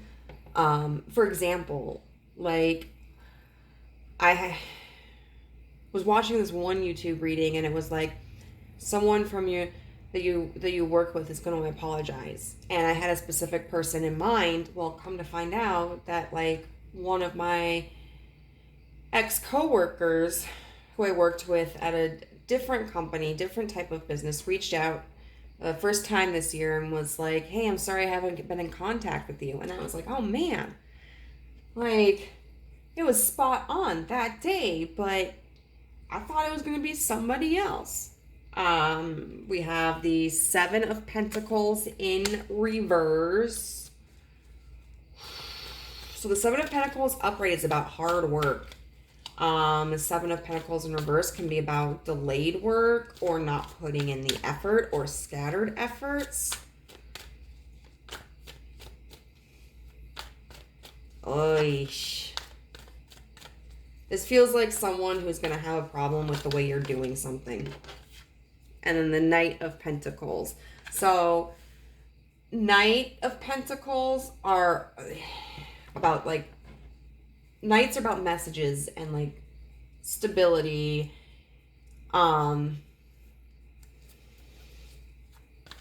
this feels like someone who just kind of comes on in and is like, you're not doing this right. Like, this is what you need to do instead. Oy. Oh my God. And the thing is, like, people who are strict like this aren't necessarily bad. And, like, their teachings can benefit us. And they can be right. They can be right about the methods. They can be right about how what we're doing isn't really benefiting the situation in the ways that we want it to. And this would be better. But sometimes it's just the way that it's just the way that they approach the situation that can really put us on the defensive and really put a bad taste in our mouth. So this person I think is going to be a challenge. But it doesn't mean that they're wrong. They might be wrong, but they might not be. Then we have the Two of Pentacles in reverse, clarifying the King of Wands. This is someone, who does not see a balance. This is not someone who really sees people or you necessarily as an equal. They see themselves as a teacher. They see themselves as somebody who has more experience, who is wiser. So there's not a balance in this dynamic. In this situation that they enter into with you, it's totally imbalanced. And they have more power than you do.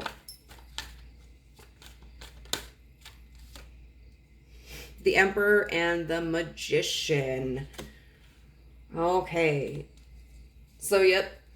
The Magician. Someone who creates things in the ways that he wants to in his image, his vision. So this is someone who's just like, no. Like, this isn't the right way. Or this is not the direction we are going to go.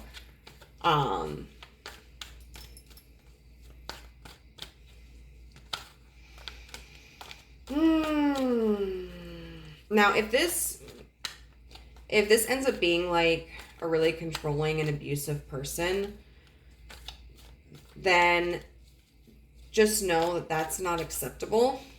Whether it's in like a relationship or like a work situation, like you should always feel like you have a voice and you should feel respected.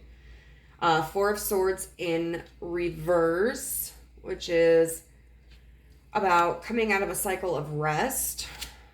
And then the Eight of Pentacles in reverse. So the Seven of Pentacles in reverse talks about not putting in the effort or... Oh. Okay. I think that this person, I'm going to pull something to clarify this, but I think that whoever this person coming into your life is thinks that you've been kind of taking the easy way out, or thinks that you have had a pretty stagnant period of time or slow period of time to where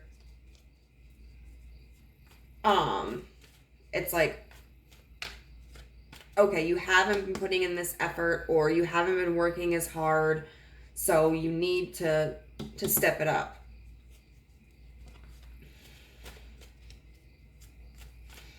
You know, and it might be because, like, I don't know. Sometimes if you have like a boss, they may not be very considerate. Like, the higher up in management you get, I think the harder it is to remember that the people below you are human. And that, like, things outside of work, for example, can affect work. Which, I mean, we have a whole bunch of swords energy. I mean, not swords, sorry, we do have swords energy, but we have a whole bunch of pentacle energy. So I really do feel that this has something to do with, like, a work connection. Or where you work together in some way. Like, this could be a future partner of yours.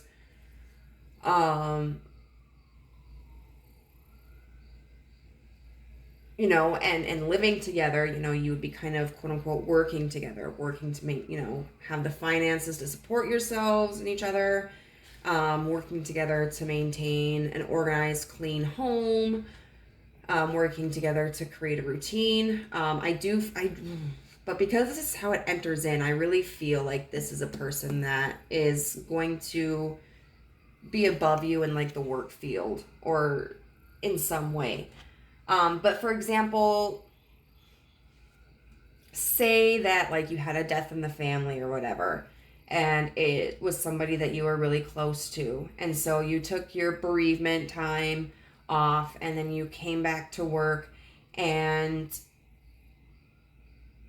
maybe, you're just not, you're not working, maybe as, like, efficiently as you had been before, like, this person in your life passed, because your mind may be stuck on, you know, you're sad, you're depressed, so you have less energy, you've been crying a lot, you miss this person, you feel bad. Like, all of these natural emotions that you're not going to get over in the few days that you're allowed to take bereavement leave. And maybe after a couple of more days, this person is, like, your boss comes forward and goes, like, yo, I'm really sorry that, like, this happened to you, but I need you to, like, focus on work now. And you're just like, dude, what the hell? Like, I'm here, I've just had this significant loss in my life, and you're worried about the quality of work I'm doing. Like, I'm doing the best I can under the circumstances. Or someone like that, you know, or, like, say, when I was a store manager, we had to, do, like, schematic resets. We had to unload freight. We had to put freight on the shelves. We had to do end caps and displays, seasonal. We had to do, like, price reductions, fronting and facing, putting up the ad sets. And, you know, when I worked in a small South Dakota town, that was a lot easier. We had appropriate staff. and not as much business. But when I moved to Minnesota and then I was working in Minneapolis locations, that was a lot harder to do because the stores were understaffed and the traffic, the foot traffic, was increasing. So you couldn't do everything, but you know, the DM might come in and just be like, why isn't this done? Why isn't this done? And you might go, well, I was alone in the morning and we got fairly busy, so I could barely step away from the register. And then there were only 2 people on at night, and that's when the traffic gets really heavy in the store, and so they didn't really have time to do anything, so now we're behind. Well, you need to work harder. You need to figure out how to do this. Like, this needs to be done. This is why it's important. This is how it's going to affect your sales if it doesn't get done. And you're standing there and you're like, we're doing the best that we can. We don't have the resources. So this person may approach you. I don't know. I mean, maybe this is a situation where maybe this person is right to approach you and be like, yo, I'm just not satisfied with the quality of work that you're doing. I feel like you need to step it up. Or maybe not. Like, I know there have been times I've been called out and I've deserved it. It happens. Then the Knight of Pentacles upright with the 8 of Pentacles in reverse. So the 8 of Pentacles is really preparing for the harvest, because the 9 of Pentacles, like, you've collected. The 7 of Pentacles, you've done the work. The 8 of Pentacles, you're waiting for the harvest. The 9 of Pentacles, you do the harvest. And then the 10 of Pentacles, like, you need for nothing. So I think this is, like, further reflecting upon this previous card set where this person is going to go, like, this is what you need to do. And, like we're not in a position where we're going to get the results that we need. This is not a time to be complacent. This is not a time to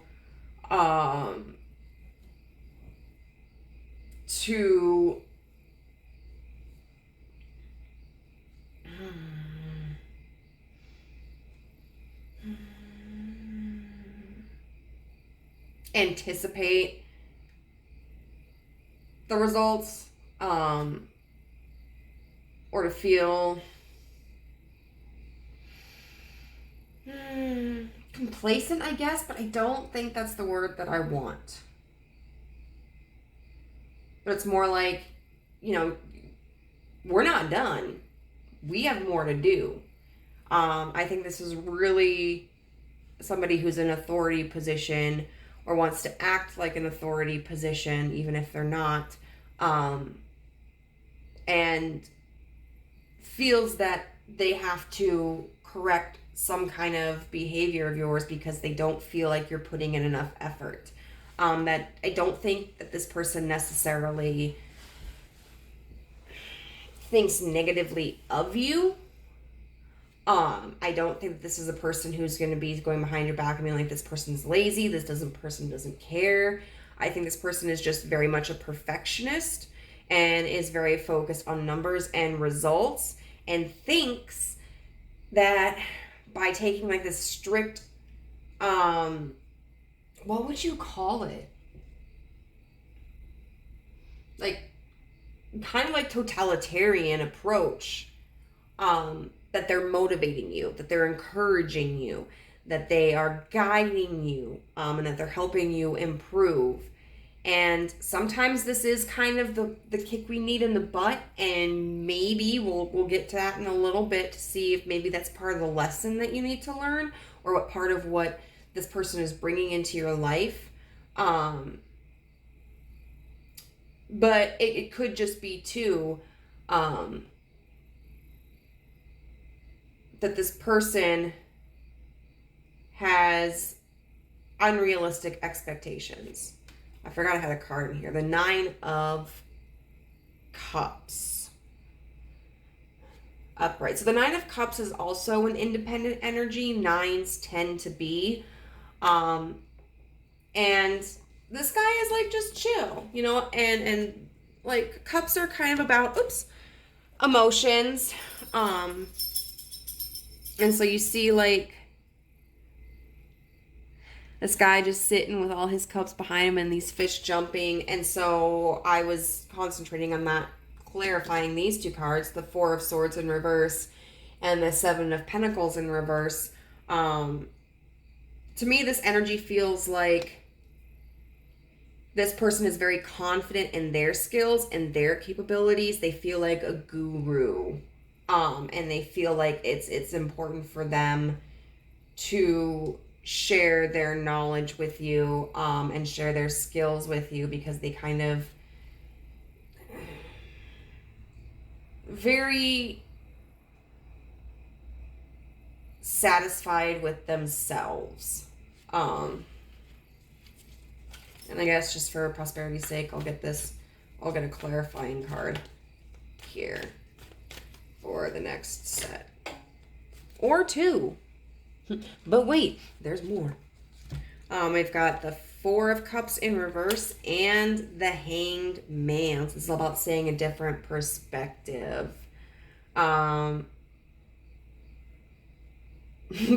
so this is the funny thing. So the Four of Cups upright is about like not accepting offers from other people and just really holding on and focusing on yourself. So I think with this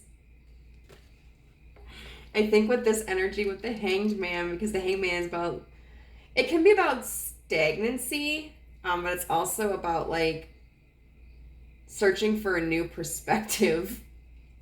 I think with this Knight of Pentacles and the Eight of Pentacles in reverse, what they're trying to communicate to you is like they're trying to get you to accept other people's opinions, i.e. their own, and see a different perspective, i.e. their own. And I am laughing because this person does not seem capable of looking at other people's perspectives. So it's really ironic.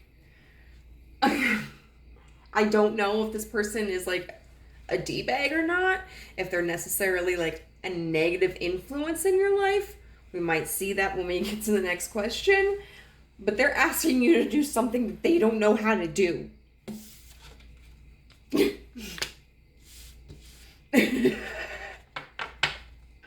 Oh my God. Okay, so now we're going to see what the dynamic is in here. Whew. So like how you two are connected, what the importance of this connection is, what the link is between you two, however you want to look at it.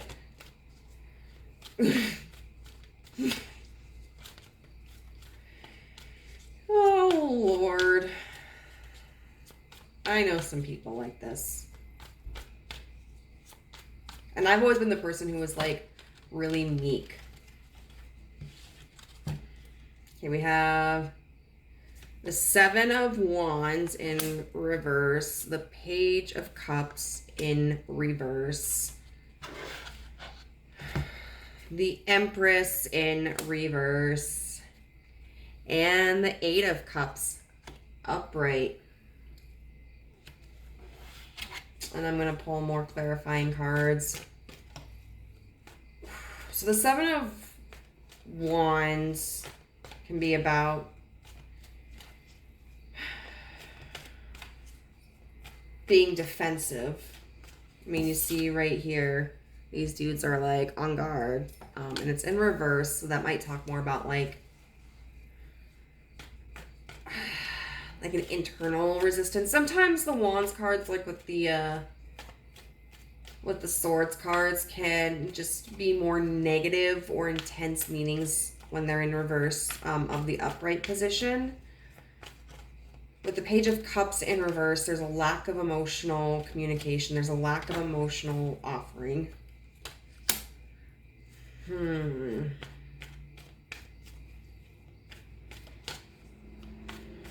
Or it could be setting down defenses. Queen of Swords, because we have the Two of Cups under the Seven of Wands in reverse. Page of Cups in reverse with the Queen of Swords upright.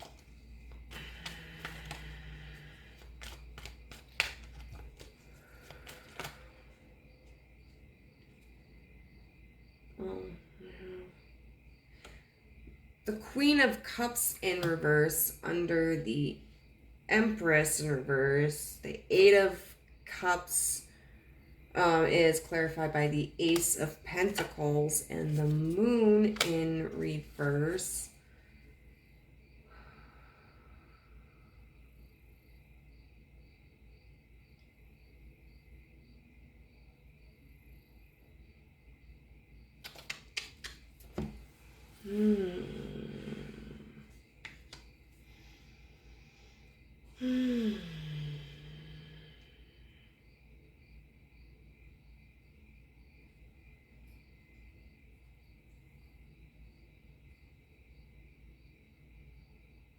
I think this is meaning that I think this might have to do with a work situation. I really do.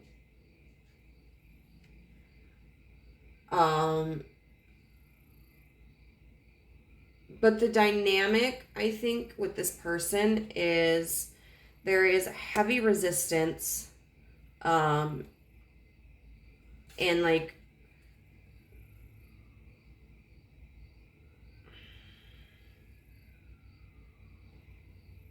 connection, and like connecting with each other on an intimate level, an emotional level, like a level where you can understand and respect each other and trust each other. This Page of Cups in reverse, with it being a lack of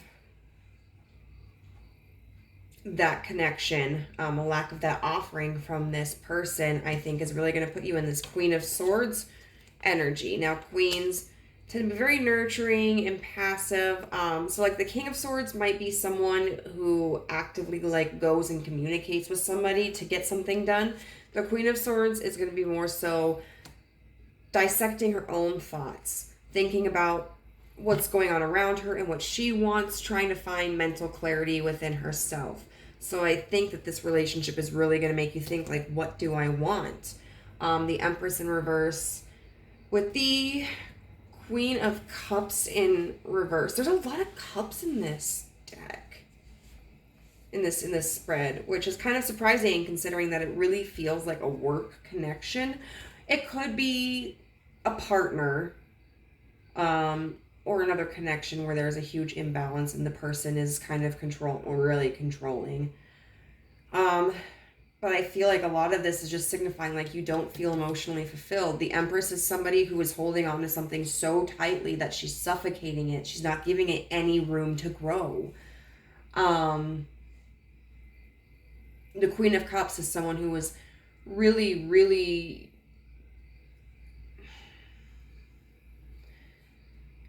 in the throes with her emotions, or just like emotionally bottled up.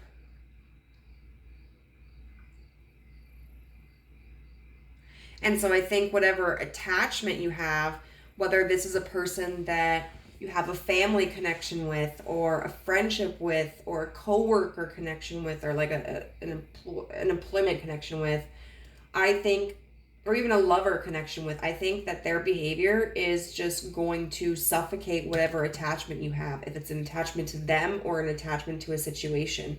Because then we've got this Eight of Cups upright, which talks about moving past things that no longer serve us, going in a different direction, a direction that that better aligns with our needs. And this Ace of Pentacles is a new offering. It's a new opportunity. The Moon is something being revealed that was previously hidden.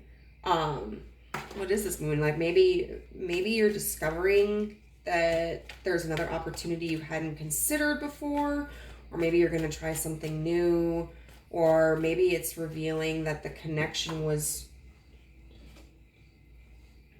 Six of Wands. Victory. Okay, so it's revealing this victory. What victory? That's kind of interesting.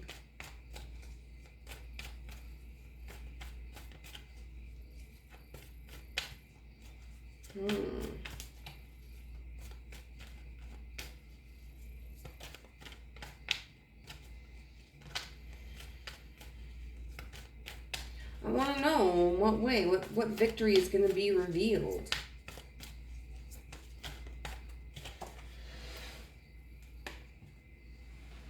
The Hermit.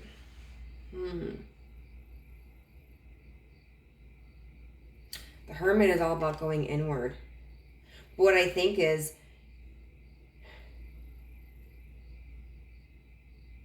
maybe this person,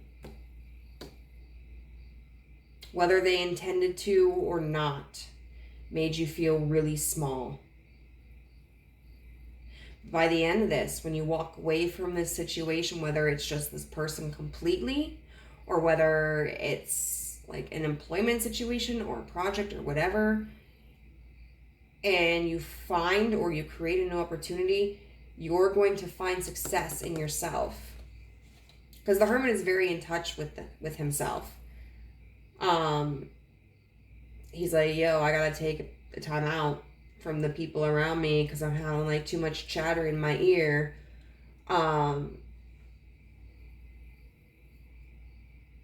So I need to take a step back and figure out what's best for me. And what this means and where to go from here. So you're gonna do some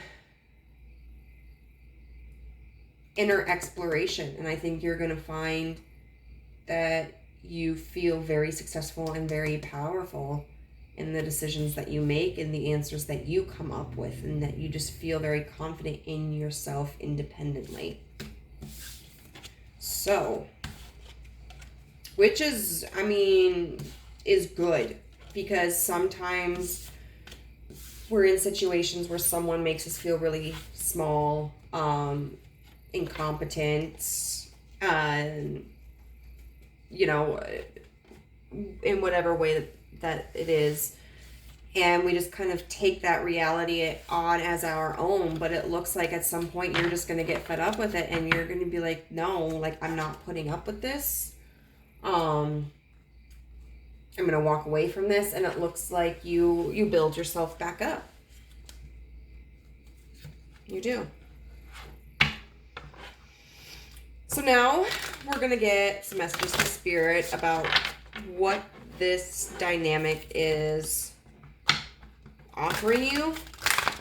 Like what this relationship is contributing to you. I am using a Harry Potter card deck, but I just want to say J.K. Rowling is on my S list right now. For somebody who's preached so much about equality and acceptance, she doesn't know how to do the same. This is an LGBTQ plus friendly space. If you don't like that, I'm sorry, then this is not the channel for you. But, well, let me get out of my little rant there. So, what does this offer? Identity. The Harry Potter films are filled with fascinating and complex characters, from dreamy, eccentric Luna Lovegood to the brave and confident Nymphadora Tonks to the complicated potions master Professor Snape. Which character in the Harry Potter films do you most identify with? What is it about the character that resonates so strongly with you? I think just the fact that this is focused on identity is really important. That this is going to help strengthen your identity in yourself, or create your own identity if you feel like you kind of need to reshape yourself. You know, like we look at Snape, and Snape he loved in his own way Lily, but he was also really creepy about it, and he was a jerk. You know, he did terrible things. He was a Death Eater, and then he changed his ways and, like, went to the good side. And, yeah, he saved Harry. Like, he spared Harry in a lot of ways. He protected Harry in a lot of ways, but it was for a very selfish reason. And then, like, you know, Luna, she was so pure and she was so intelligent, but just in different ways than other people. Like, some of the things that she said, like, people thought that she was crazy, but she wasn't. She was just seeing things from a different perspective. And so I think this is really a call for you to understand your complexities and your identity. There are things that you are going to do well inherently and things you're not going to do well inherently. And that's okay. Like, that's part of being human. And the thing about being human too is we can always improve. If there's something that you want to change about yourself, or if there's a skill that you want to improve upon, you can do that. It's going to take time. It's going to take trial and error, but it is a possibility for you. Okay. So what is this dynamic going to offer? Group 2. Yes, this is really just taking back your power. Ooh, we have a peacock on this one. Beauty. I'm beautiful even when I don't think it. I'm beautiful even when I don't see it. I'm beautiful no matter how many people don't say it. I'm beautiful, and I don't even care if you know it. I'm beautiful, which is why I don't have to try so hard all the time to show it. You know you're worthwhile. This is what this is going to teach you. You are beautiful, you are worthwhile, you are good enough, you are strong enough, you are capable enough, you are valuable. This person might be somebody who intentionally degrades others. It might be somebody who thinks that they have your best interests at heart and that they're helping you and don't truly understand the damage that they're causing. Either way, whatever feelings you have are totally valid. Ignorance it's not an excuse, especially when we are adults. So this is really all about you understanding, like, in spite of what another person may think or what they project onto you or how they communicate with you, like, you are worthy, you are good enough, you are valuable. And if they don't see it, that's their fault, that's their problem, that's their loss. Like, what other people consider your value is not your true value. Only you get to determine your value. Okay, and one last message. What is this dynamic bringing into pile 2's life? What will this dynamic offer group 2?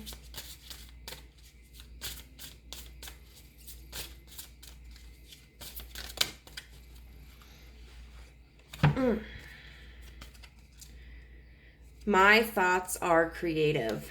I say out to every negative thought that comes to my mind. No person, place, or thing has any power over me, for I am the only thinker in my mind. I create my own reality and everyone in it. Boom. I mean, like I said, I totally believe that tarot is an authentic communication with higher entity, but it just is so powerful when you get to see the synchronicities like this. Absolutely. One of the things that this is going to teach you is reprogram your thoughts. Train your brain. It is hard, but when you catch yourself starting to say negative things about yourself, you can learn to stop it. You can learn to go, okay, why am I saying this negative thing about myself? And maybe it's because you feel someone treats you like that, or someone said that to you, and then you have to go through and go, like, is this something that's legitimate, or have I created this illusion in my mind and let this become a very toxic thought? Because if it's legitimate, there's something I can do to change my action. If it's not legitimate, if it's just a toxic thought in my brain, I can change that thought. Absolutely, it is tough work. But I can tell you from personal experience that it is very, very rewarding. So pile 2, group 2, this is my message for you today. I hope that this is going to be helpful for you. You do not deserve to be belittled. You do not deserve to be treated like you're less than anybody else. You deserve to be recognized as a unique, powerful, amazing human being. We are all certainly capable of growth, but that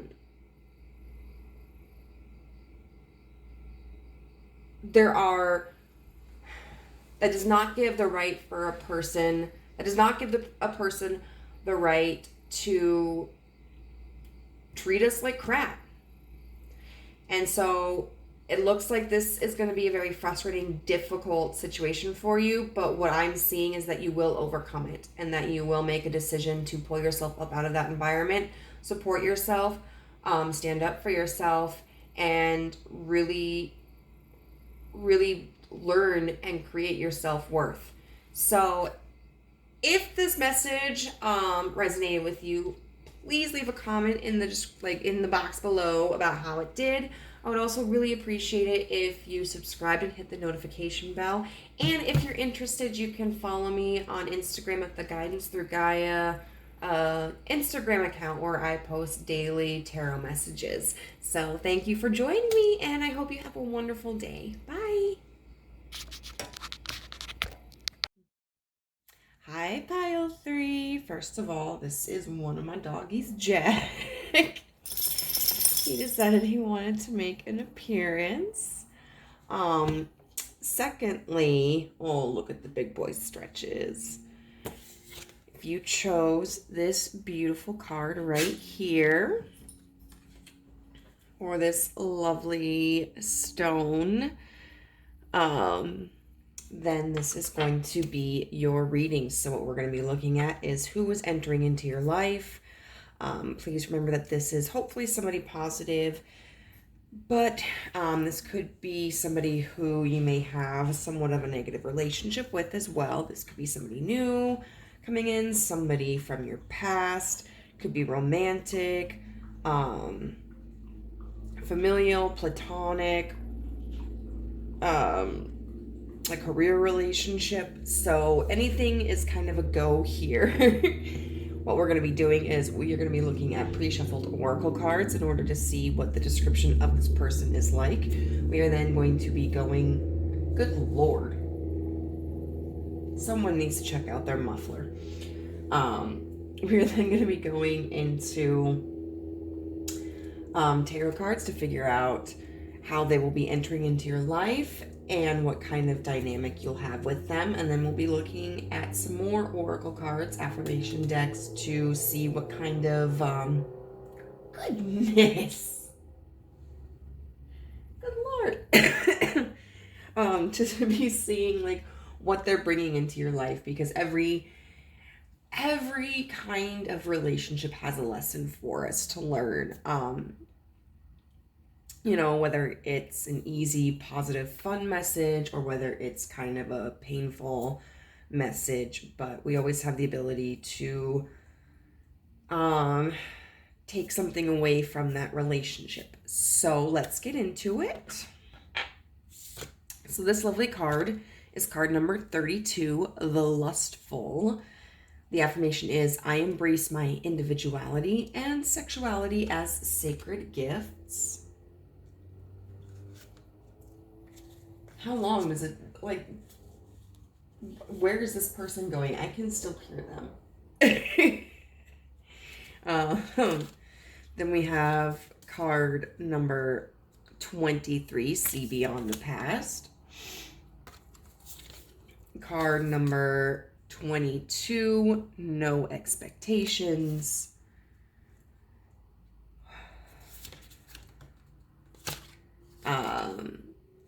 Watchtower of the East, spring.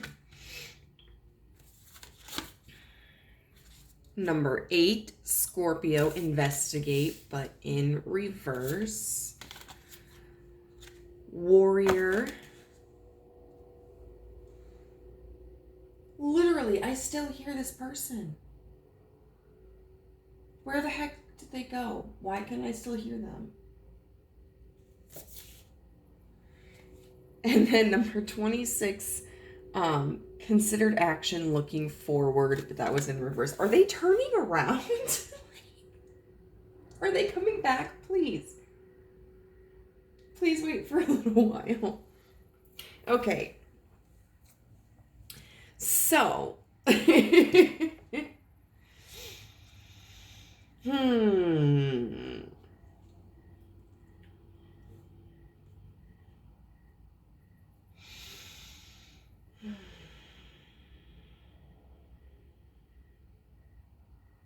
what I get from this person right off the bat is that they're someone who is very spontaneous.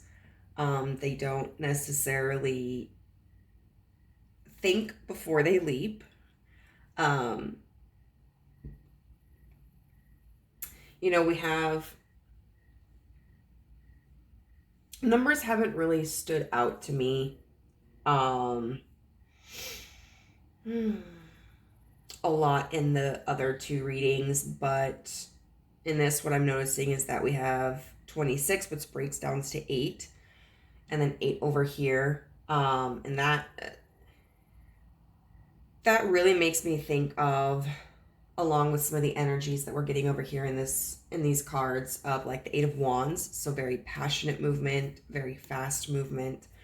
We also have 23 here, which breaks down to 5, and 32, which breaks down into 5. And that makes me think of like struggle and combat. So this person is someone who I feel may feel pulled towards something, and move towards it without considering the consequences. They may clash sometimes, like their interest versus the results. We have conscious steps here, considered action, looking forward. This is what, and it's funny because we also have, like, with this card, conscious steps, we also have this card which says no expectations, and then it does have steps down here. So this is someone, to me, that is someone who knows what they want, but they don't necessarily consider the steps that it takes to get what they want. They may just go for it.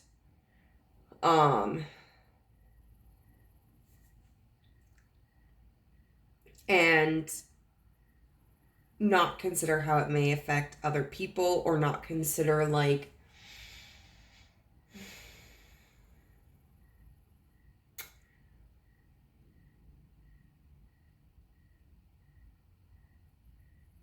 where those steps lead, or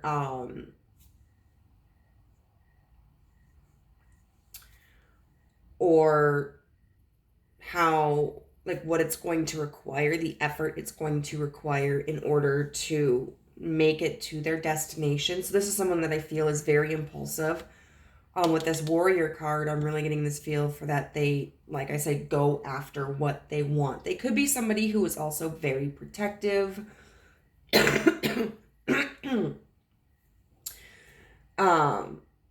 Or somebody who is very defensive.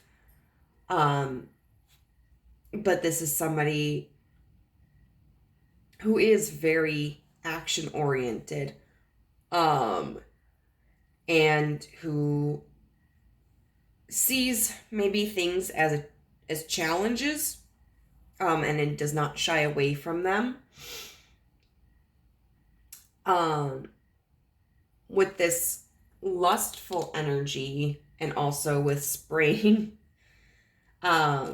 spring is about like fertility and abundance, new life. So this is somebody who may have children. If they do, I feel like they have multiple children, maybe with multiple partners. But I also feel that this is somebody who, if they are a sexual person, they may be somebody who acts very impulsively on their sexual desires. If this is somebody who is not a sexual person,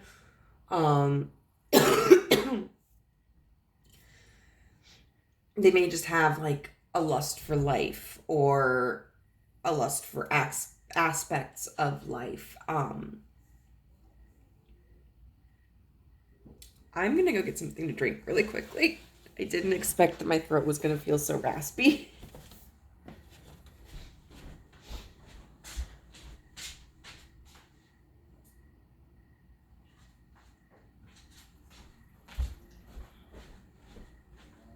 Ugh. I've been struggling with like this cold for a few weeks, and it's finally gone for the most part, but it's still kind of hitting me. The spring card also kind of makes me feel like they're really playful.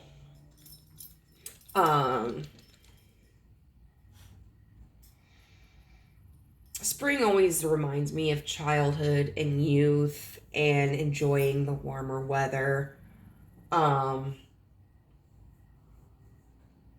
With the watchtower of the east represents air energy.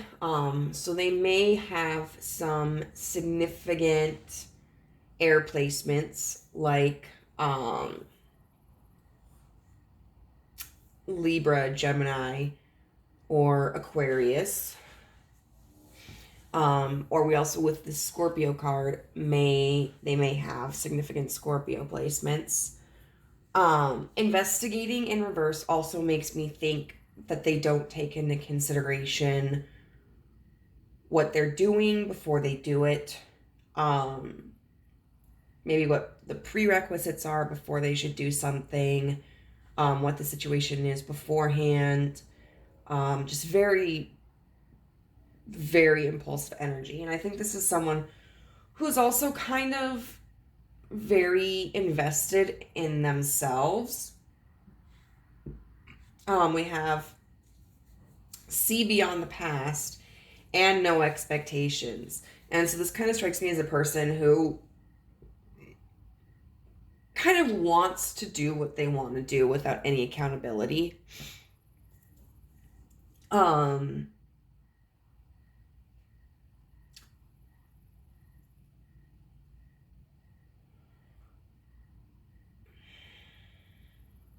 The kind of person who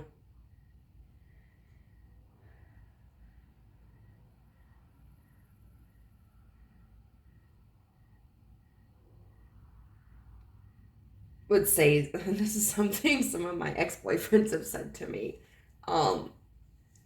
which is like, if you don't have any expectations, you can't be disappointed. So this is someone that I would describe as selfish, but that doesn't necessarily mean they're a bad person. They just may be incredibly immature.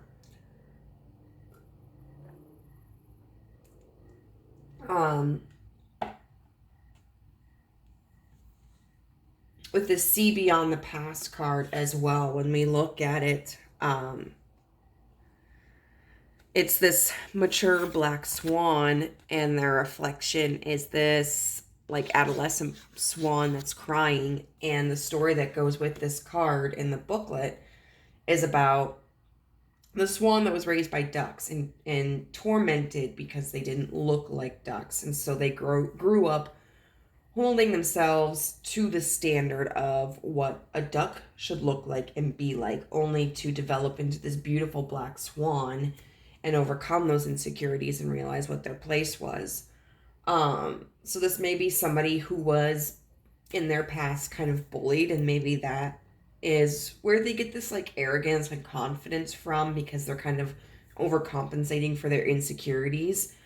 This may be somebody that does internalize a lot of their pain. Also maybe somebody that you might have a past with, so they want to see beyond the past, overcome the past. Let's see with this.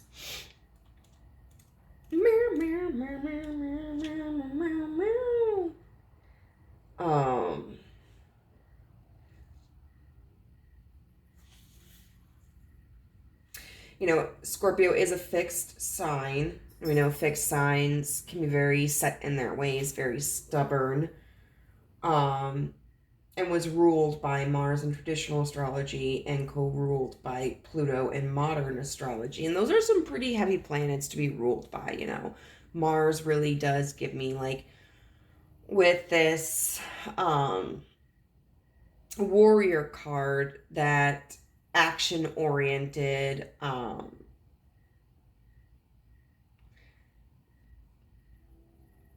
kind of some kind of combative energy. And then Pluto is so much about like transformation, sometimes with trauma. Let's see what else this has.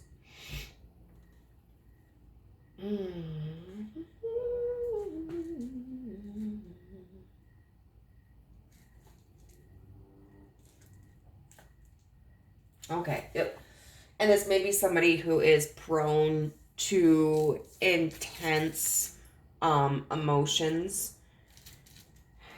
And maybe somebody who is like easily triggered and can feel like very possessive. Somebody who may be getting jealous pretty easily, or lashes out. You know, because we've got this, I mean, the Scorpion is beautiful, but at the end of the day, like, with the card upright, it kind of looks like it's in retreat. With the card in reverse, it looks like it's in this defensive and attack mode. So it might be somebody whose ego can be very easily injured. And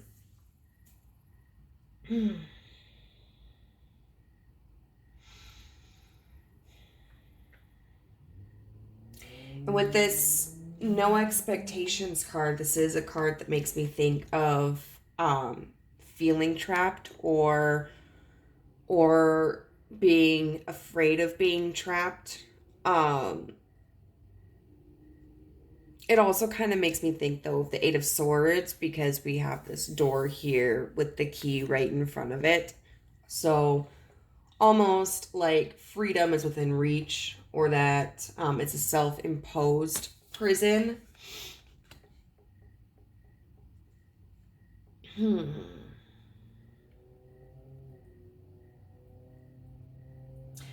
So that is all I am getting for the description of the person. I do want to take a look at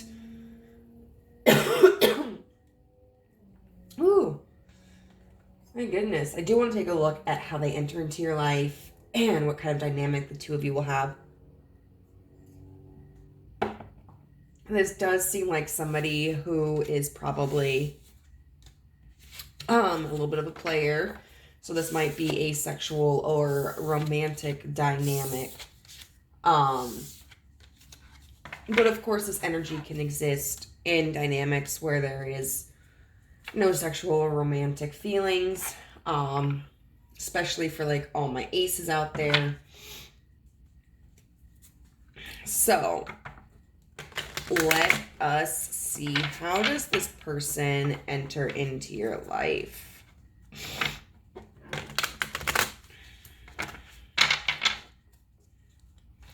How does this person enter into group 3's life?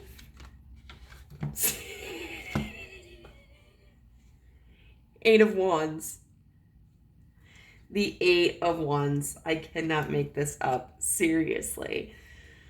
So with this Eight of Wands, it's very interesting because the Eight of Wands is all about very fast movement, but a lot of times you see it represented by actual wands in a very like succinct direction. I don't think that made sense. But this Eight of Wands is represented by snakes, you know, and they're all kind of tangled. It doesn't look like they're really going in the same direction. But I did say there was that card that gave me like the Eight of Wands energy. So this person is someone who's coming into your life very quickly. You may not completely understand their motives originally because of like the way that this card is depicted as opposed to usual depictions. But I think that there's a bullseye on you for them. This is someone who does have you in their line of sight, and their movement towards you is very intentional. Okay, oh my god, we have...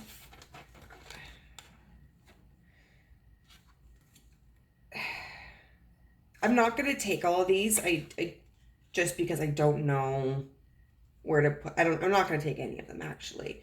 But I do feel like they fit the circumstances. They all came out and I don't know how to... Well, wait.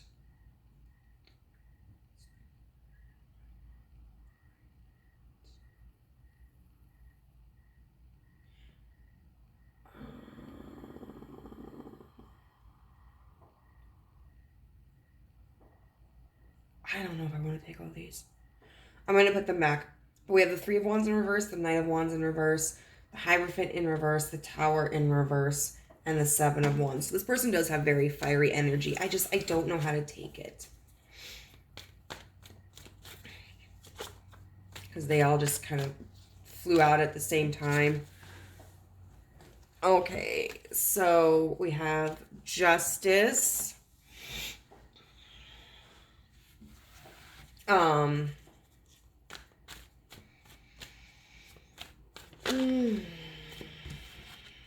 The Wheel of Fortune in reverse. The Queen of Wands upright.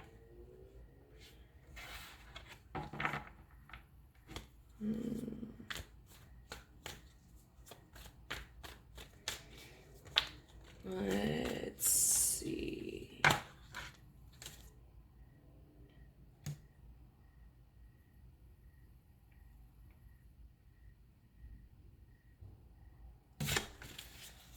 I don't know. I don't like when cards come out like sideways. The Page of Pentacles in reverse. So with the Page of Pentacles in reverse, clarifying the Eight of Wands,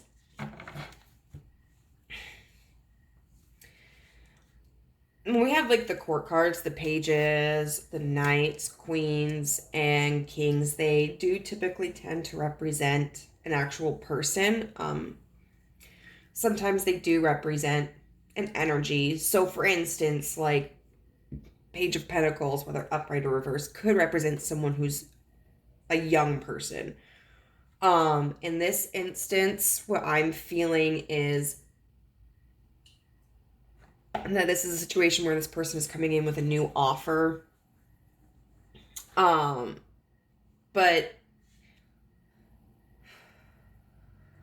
they're coming in very quickly, and as I already originally discussed, there's kind of a confusion about the investment.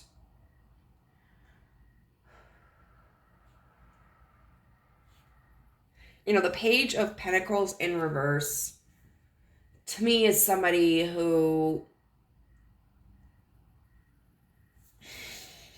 is kind of a con artist or kind of a salesperson. I don't think this is someone who's coming in with like a genuine offer. I think this is someone who's really being charming and appealing, but not offering like a stable investment, or kind of creating confusion in what this investment is. We have this Justice card here with the Six of Pentacles, and you know, we see here with Justice, and it's funny, like Justice has been kind of a theme in all three 3 decks now. 3 readings now. But she has, like, you know, these balanced scales. However, with the 6 of Pentacles in reverse, that is anything but balanced. So this person coming in is someone who is really going to plead their case, and is going to be somebody who tries to appear more balanced than what they are, or tries to make the dynamic appear more balanced than what it is, because the 6 of Pentacles in reverse is about giving more than you receive, or just giving without receiving. This person may be even somebody who tries to explain, like, I don't have anything to give, you know, but, like, still expects you to give them something, even without reciprocity. They're going to try to appear to be very diplomatic, very reasonable. But at the end of the day, there's someone who's taking really only their own needs and interests into consideration. With the Wheel of Fortune in reverse, we have a situation that's kind of like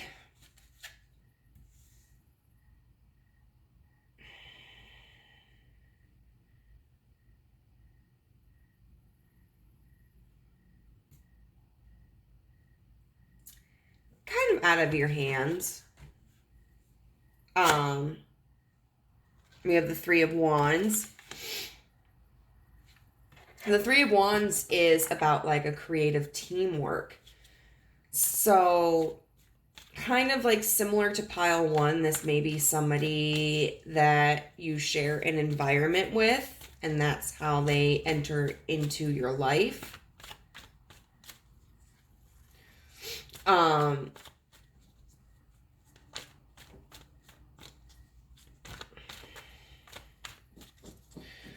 The 3 of Wands can also be about like building like a foundation. And so with the Wheel of Fortune in reverse, this could be somebody who is explaining like, I can't do that. I can't do that. White Newman really wanted to come out. So this is a card that is exclusive to this deck. It's one of 2. There's the White Newman and the Black Newman.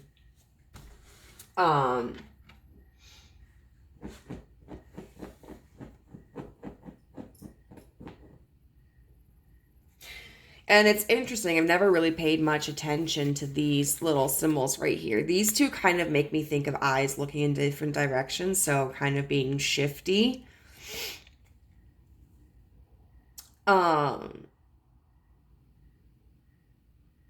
This kind of makes me think of yin yang, but it also makes me think of the phases of the moon. So, and these also kind of make me think of the phases of the moon.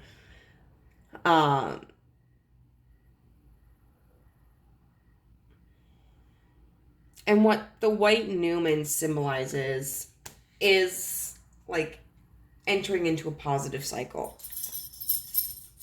The Queen of Wands could very much represent you, whether you identify as female or not, but it could just be that, you know, the Queen of Wands is somebody who is very confident, very creative.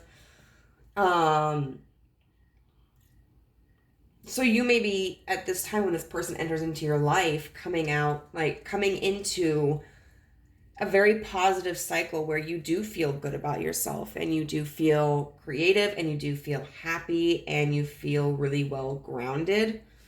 I do want to see what this Wheel of Fortune with the 3 of Wands card is about.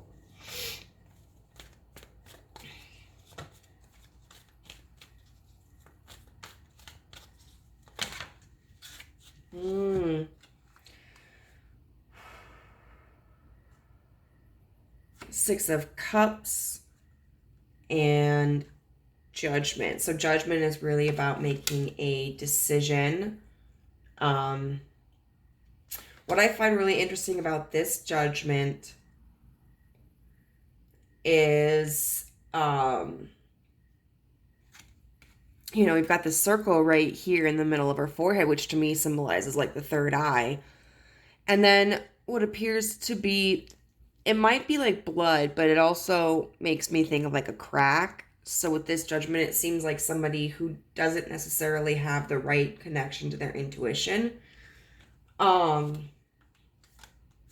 then we got the Six of Cups, which is all about reminiscing. It can be a soulmate energy. It's about sharing.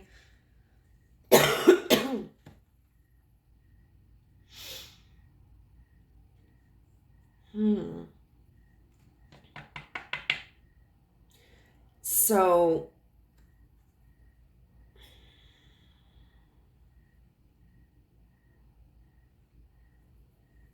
I feel like this could be somebody who comes in and explains like, I can't build this foundation because of what my past has been like, or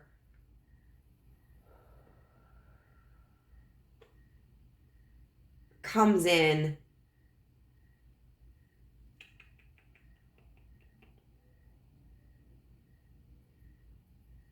when you've made a decision regarding your past.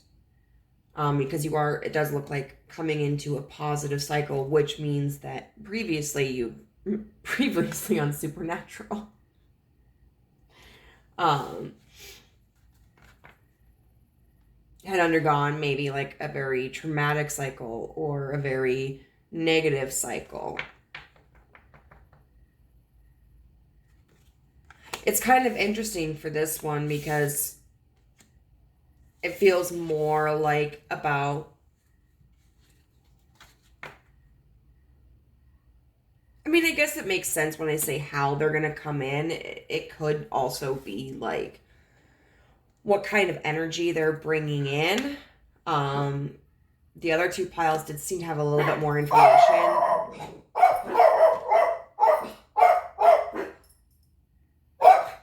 I'm sorry that other people exist outside of this apartment complex. Jack, buddy, can you calm down? Yeah, my little fluffy bun.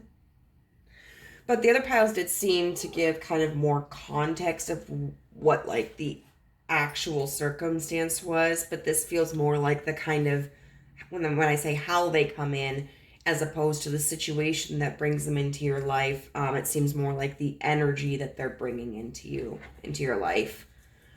So what we're going to look at now is the dynamic that they are going to be involved in with you. Okay, so we have the Four of Swords. The Six of Swords in reverse. So far, it looks like a lot of mental energy. The Four of Swords is all about a period of rest. And with this one in particular,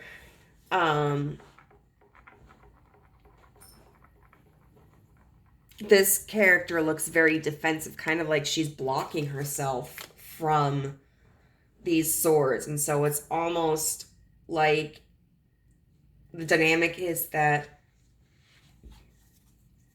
you may be in a period of life where you're kind of resistant to certain energies, but this person is coming in trying to push the boundaries, see how far they can get.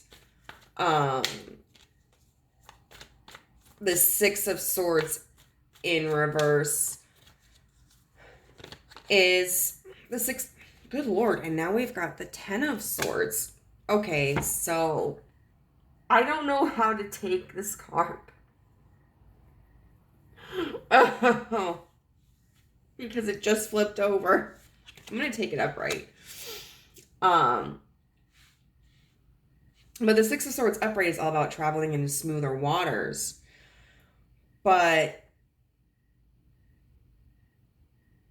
it seems like this dynamic, there's a struggle to move into smoother waters. It's like maybe within the dynamic, the two of you seem to be making headway, and then there's a roadblock, or there's something that causes maybe some disharmony or confusion. The Ten of Swords indicates exhaustion. So this is, y'all, I don't know about this person. I don't know about this person. I still won't know about this person, but we're gonna take it in the reverse. That's the Nine of Wands in reverse, which I think we got in the last pile too, in this exact spot. The Nine of Wands in reverse can talk about being too tired to continue on, even though the end is near. Not necessarily in a bleak way, but or just kind of having a scattered energy when it comes to like taking a direction.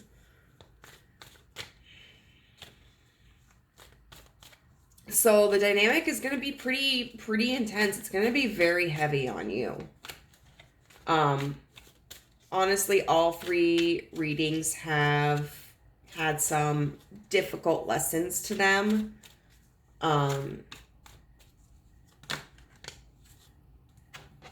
The Star upright, which the Star is a very positive card. I kind of want to, well, let's get the rest of the cards, and then if I'm still confused about that one. Ace of Wands in reverse under the Six of Swords. And the Five of Wands in reverse.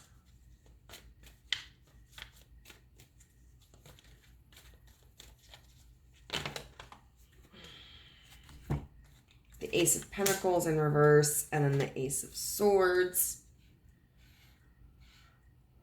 So lots of fire energy, lots of air energy. And what that signifies to me is that there's probably going to be a lot of action. A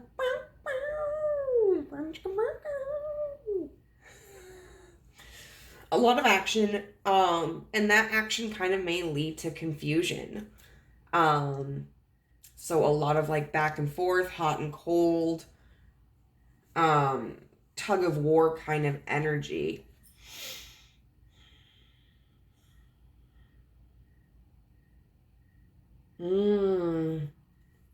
Okay, so with this Four of Swords and the Star, it seems like the dynamic here is where sometimes you're just going to be like, bro, I don't even want to interact with you.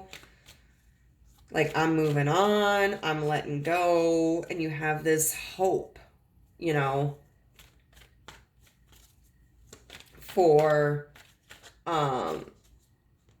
letting this person go and moving on and not feeling so attached. Yep, King of Pentacles in reverse, because this person just does not seem very stable. Or they make you feel unstable. And so it's like walking away from them or taking that break from them, that time out, is going to give you more hope. But this Ace of Wands in reverse underneath the Six of Swords in reverse makes me feel like missing somebody. I'm feeling stuck with moving forward and moving on because of missing somebody. Because of the Ace of Wands is like a new creation, new action, new development.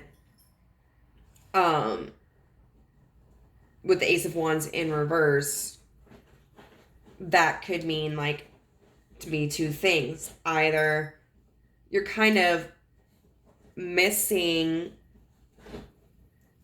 whatever it is that this dynamic creates between the two of you, or because you're not seeing anything new coming in, you're not creating anything new. Maybe that's causing you to linger and dwell in this situation, and so, like, kind of turning the boat around, which, you know, no shame, I have done that plenty of times in my relationships. And, you know, sometimes that back and forth can eventually cease between two people to the point where they can have, like, a healthy dynamic. Sometimes it's just like a lesson on repeat, and we continue that cycle until we get to a point where we're like, we've had enough.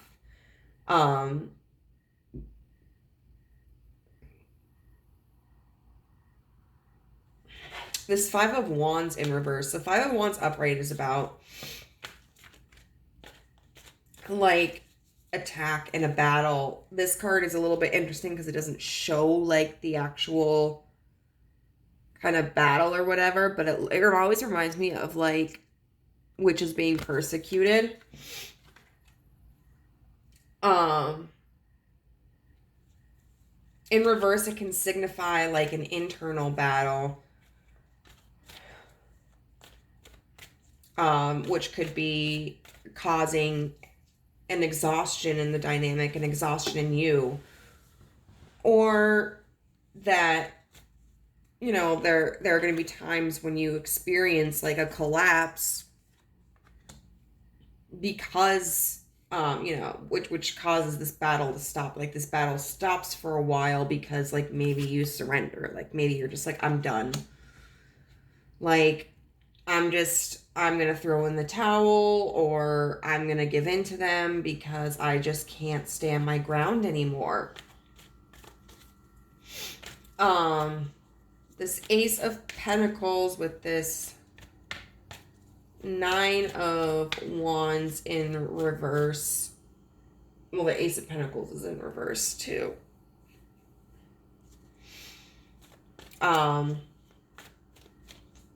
I think this, once again, is a lack of investment, which I think is causing confusion in the direction of where this is going. What's this Ace of Swords, though? Like, Ace of Swords is there are a lot of, well, are there a lot of aces? Yes. The only thing here that you don't have is the Ace of Cups, in terms of aces. But the Ace of Swords is about clarity, and it's about truth. So let's see what that's about. We've got the Queen of Swords, which I feel could represent you once again, whether you are identify as female or not. So it seems like you kind of come into some clarity here, or you learn to speak some truth.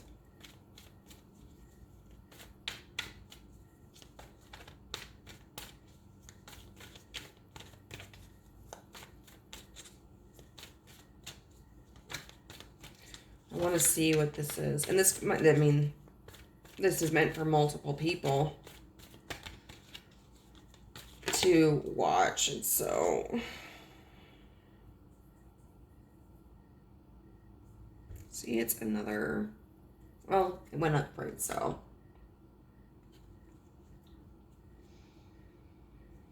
It's the Six of Wands upright, so I feel like it's you just kind of realizing, like, you can have what you want.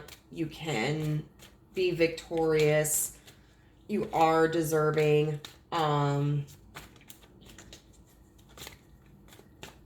see if I can get, or that you do have power. Oh, there's so many here. The Five of Swords in reverse. The Four of Wands and the Hermit.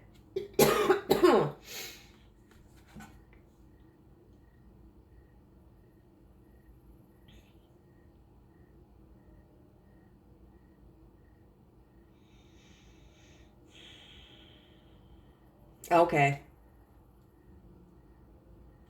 So the Five of Swords upright is already kind of about like this disharmony.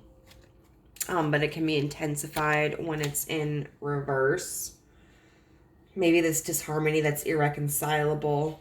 We've got the Four of Wands in reverse, which there's no foundation there. And the Hermit.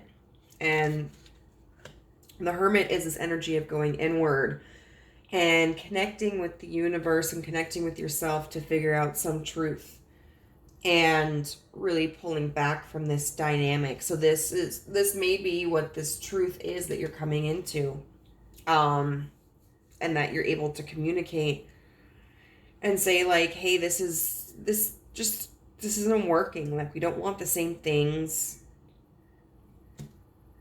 There's no foundation here. There's nothing we can create here. But knowing that you are still worth whatever it is that you're looking for. So now we're going to get into some messages to see what this dynamic is supposed to bring to you, how it's supposed to serve you.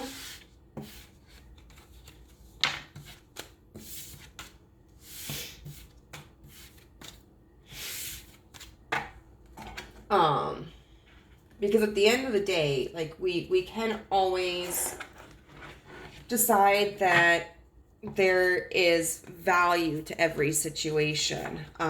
Even situations in which we have been hurt or taken for granted. And I think that's one way for us to kind of keep our personal power.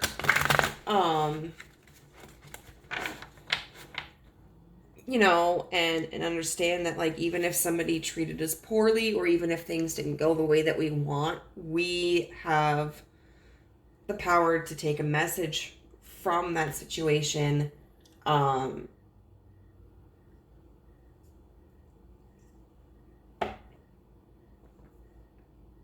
instead of kind of letting that situation define us or be defined by the other person. So what does this dynamic bring into group 3's life?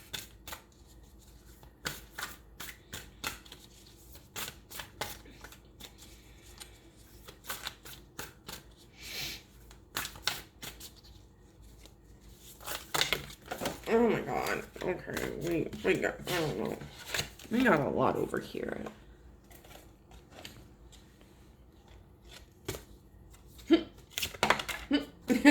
Well, I'm going to take them all because I feel like they may all apply. I will preface this by saying I don't support J.K. Rowling on this channel. I used to be a big fan of hers. And she used to be one of my idols. But considering her bigotry, I no longer care for her. So this one says relationships. When Harry and Ron first meet Hermione and Harry Potter in the Sorcerer's Stone, they find her to be bossy and overbearing. It isn't until the three of them team up to defeat a mountain troll that they become fast friends. Is there a relationship in your life that started out antagonistic and then became friendly? Or is there currently a person in your life you feel antagonistic toward, or to whom you could extend the hand of friendship? What changed or could change? So maybe this is a situation where there's a specific kind of relationship that may not work for you. But maybe this is a person that instead of, say, being intimate with, maybe you would be better off as friends with.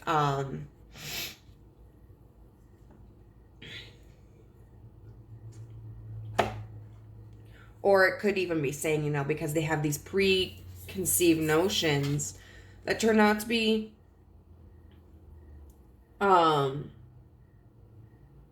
different than what they had originally expected. Like, just kind of make sure that you are trying to adequately examine a person and their behaviors so that you can accurately understand their motives. You know, someone may seem charming and alluring and genuine at first, but I suppose, like, pay attention to their actions. Identity. On their first night at Hogwarts, first-year students are sorted into one of 4 houses: Gryffindor, Hufflepuff, Ravenclaw, and Slytherin. Each house embodies different qualities. Gryffindors are renowned for their courage and determination, Ravenclaws for their wit and wisdom, Hufflepuffs for their patience and loyalty, and Slytherins for their pride and ambition. If you could attend Hogwarts, which house do you think you would belong to, and why? I mean, at the end of the day, yeah, like, you get to define yourself. Your worth is not defined by anybody else. Your traits are not defined by anybody else. And I think that is also really expressing, like, what traits do you value? It's really easy when we are interacting with somebody and to behave in ways that we don't feel honor us because we become very reactive.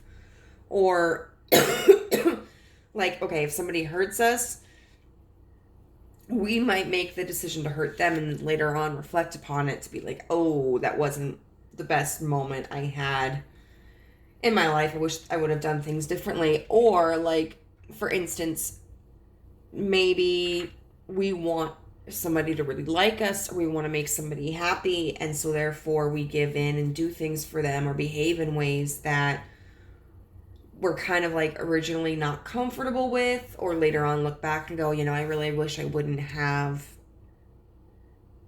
done that. I kind of feel like it compromised my integrity.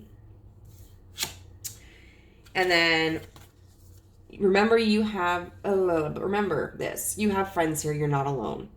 When facing adverse situations, it is important to remember you're not alone. Spend some time connecting with a friend or loved one. Give them a call, or better yet, meet up for coffee and catch up. So definitely make sure that if this is a situation where it's causing hardships in your life, that you have a good support system. You know, you don't have to go through this alone. It can feel very isolating when you're in a dynamic where you feel kind of taken for granted or taken advantage of. But there are people who love you, and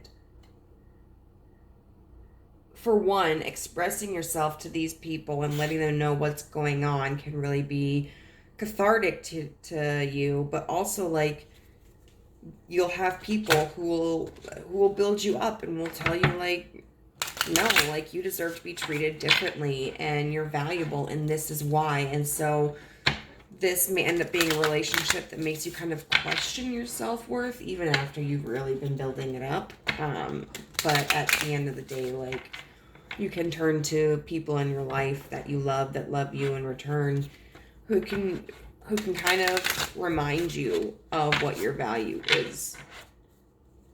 All right, so what message is coming in because of this relationship? What is this dynamic bringing into group 3's life?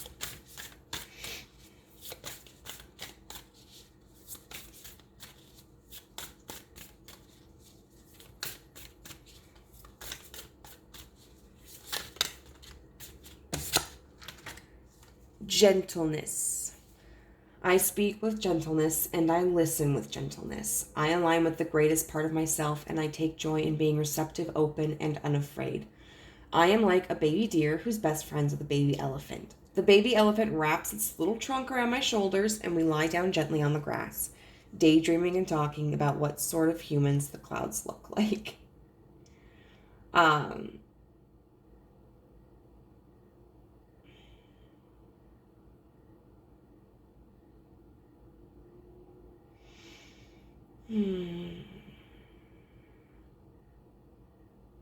This may be a situation that also calls for you to be gentle, particularly with yourself. But also potentially with this other person, not necessarily because they deserve it, like, but maybe just so that you can walk away from the situation knowing that you did your best. Like,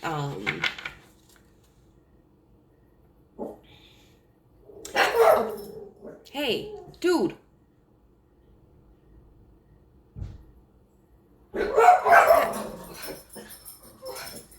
We've been doing this for 3 years, guys. What's the issue? Hey, Diamond. Hey. Hey. You know, and Diamond and Jack, being gentle doesn't necessarily mean, like, not speaking your truth. But it could be finding different ways to speak your truth. Sometimes the way in which we talk to people can put them on the defensive, and so therefore they aren't receptive to what we have to say, which at the end of the day is their choice. Like, you're not responsible for that. But if there's something that you really want to communicate with this person, you know, it might benefit you to approach it in a different way that isn't so strong.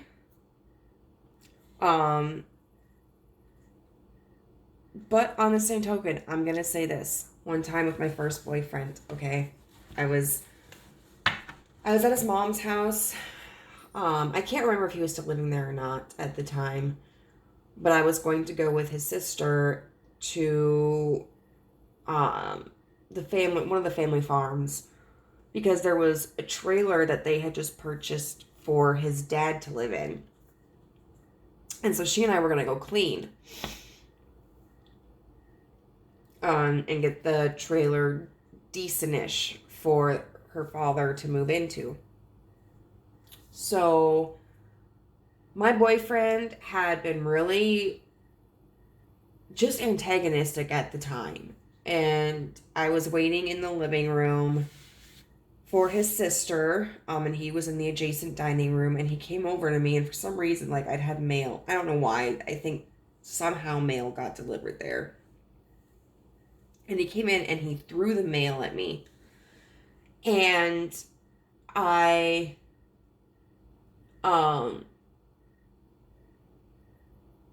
heard him go back into the dining room where his brother and this older guy were, who was kind of like a family friend, and he was like, that's what you gotta do when women are being moody. That's how you gotta treat them. And I remember I got off of the couch really abruptly and stormed into the dining room and said, if you've got something to say, why don't you say it to my face? And he said, I just did. And I looked at him and I said, no, you came in here crying around to your brother and Bob like a little fucking bitch. Sorry for my language. And he got really upset. Got very huffy with me, and then like left. And then I remember his mom and his sister running from downstairs, gave me a hug and a high five for standing up to him for the first time in my life. Later he told me this was like years later, he was like, that's the first time I ever really respected you, which that's not heartwarming. Like, I should have had his respect before then, but that's what it took to earn his respect. I was in counseling at that point in time, and I remember meeting with my counselor later that week and telling her what had happened, and I said, I know I shouldn't have reacted like that. That was inappropriate. And her response was, not necessarily. Sometimes you have to speak someone else's language in order to get a message across to them. So really, regardless of if this gentleness is talking about being gentle externally or internally, I really do feel that it's more for your benefit, so that either, you know, you're gentle with yourself instead of degrading yourself, and being harsh on yourself, or if you're being gentle towards the situation, towards this person, it's more so that you can walk away feeling like you have integrity, instead of feeling that you stooped to their level. And then we're gonna get one more piece of advice. Well, not advice, sorry, but what this is bringing into your life. Okay. I rejoice in what I have, and I know that fresh, new experiences are always ahead. I greet the new with open arms. I trust life to be wonderful. I open new doors to life. And then you've got a lot of message cards with this one. My future is glorious. I now live in limitless love, light, and joy. All is well in my world. And so what I really feel like this is saying is, this is a situation that is encouraging you to, even through hardships, realize that there are more opportunities that lie ahead, and that oh my goodness, enough, come here, or go that way, that's cool too. But just don't allow this to tarnish your view of like what lies ahead, which, I mean, is kind of sucky, because at the same time you can see that in the very beginning of this dynamic, like you've already entered into a point in your life where you're like, yeah, I'm feeling confident, I'm feeling great, life is looking up. But maybe this is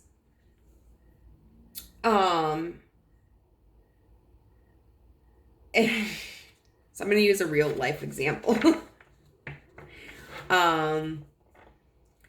For myself, I kind of went through a similar situation to this. And don't get me wrong, like, I absolutely adore the other person who has been involved, but this has been a tough circumstance for me.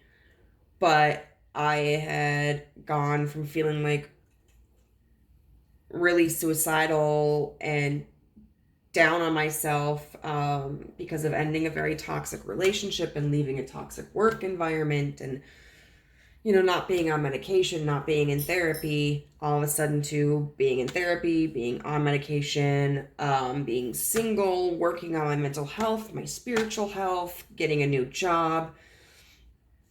And I was feeling like on top of the world. I was like, yeah, my life is great. Like, I'm learning all these lessons. I'm learning how to heal. I'm learning how to love myself. And then someone entered into my life that I developed a very strong romantic feeling for. And the situation did not go as I had originally thought it would. And even like I really, oh, they're back. No. Get your muffler checked, please. Oh, they're coming here. But even though, like, I had done a lot of work on myself already, so I was better prepared for this situation. I have handled it significantly better than I would have in the past. But it still hurt at times, and there was a little bit of trauma at times, and my confidence was shaken. But I learned a lot of things about love and about myself. I did a lot of love healing, like external love and internal love. And so this situation presented me opportunities to heal in ways that I probably wouldn't have received for a longer period of time if it hadn't been for this person and this situation. So for a short while, it really did feel like, oh my God, why did this have to happen? I was in this really great place in my life, and now I just feel like I'm falling apart. But I didn't fall apart as much as I would have in the past. And now I'm able to look back on it and go, okay, this was a lesson that I needed to learn, and this brought this opportunity. So it only made me better. It only made me stronger. And that, yeah, I really feel like this is just you define yourself and be gentle with yourself, and don't let whatever this circumstance is tarnish your vision for the future, because what you want is still possible, and there is still beauty coming for your life. Like that sounds like a threat. There's beauty coming for you, but there's still beauty out there for you to embrace. Beauty that's going to come into your life, gifts that you will receive, blessings that you will receive. So this might be a little bit of a tower situation where you're kind of at the top and then knocks you down a little bit. But that's just so that you can rebuild something more effective, and more aligned, and something stronger for yourself. So pile number 3, group number 3, that is all that I have for you today. I hope that this resonated with you and offered you some good insight or advice. If it did, please leave a comment down below. I would also really appreciate it if you subscribed and hit the notification bell. And you can go and follow my account on Instagram, Guidance Through Gaia, for daily tarot messages. So thank you. Bye.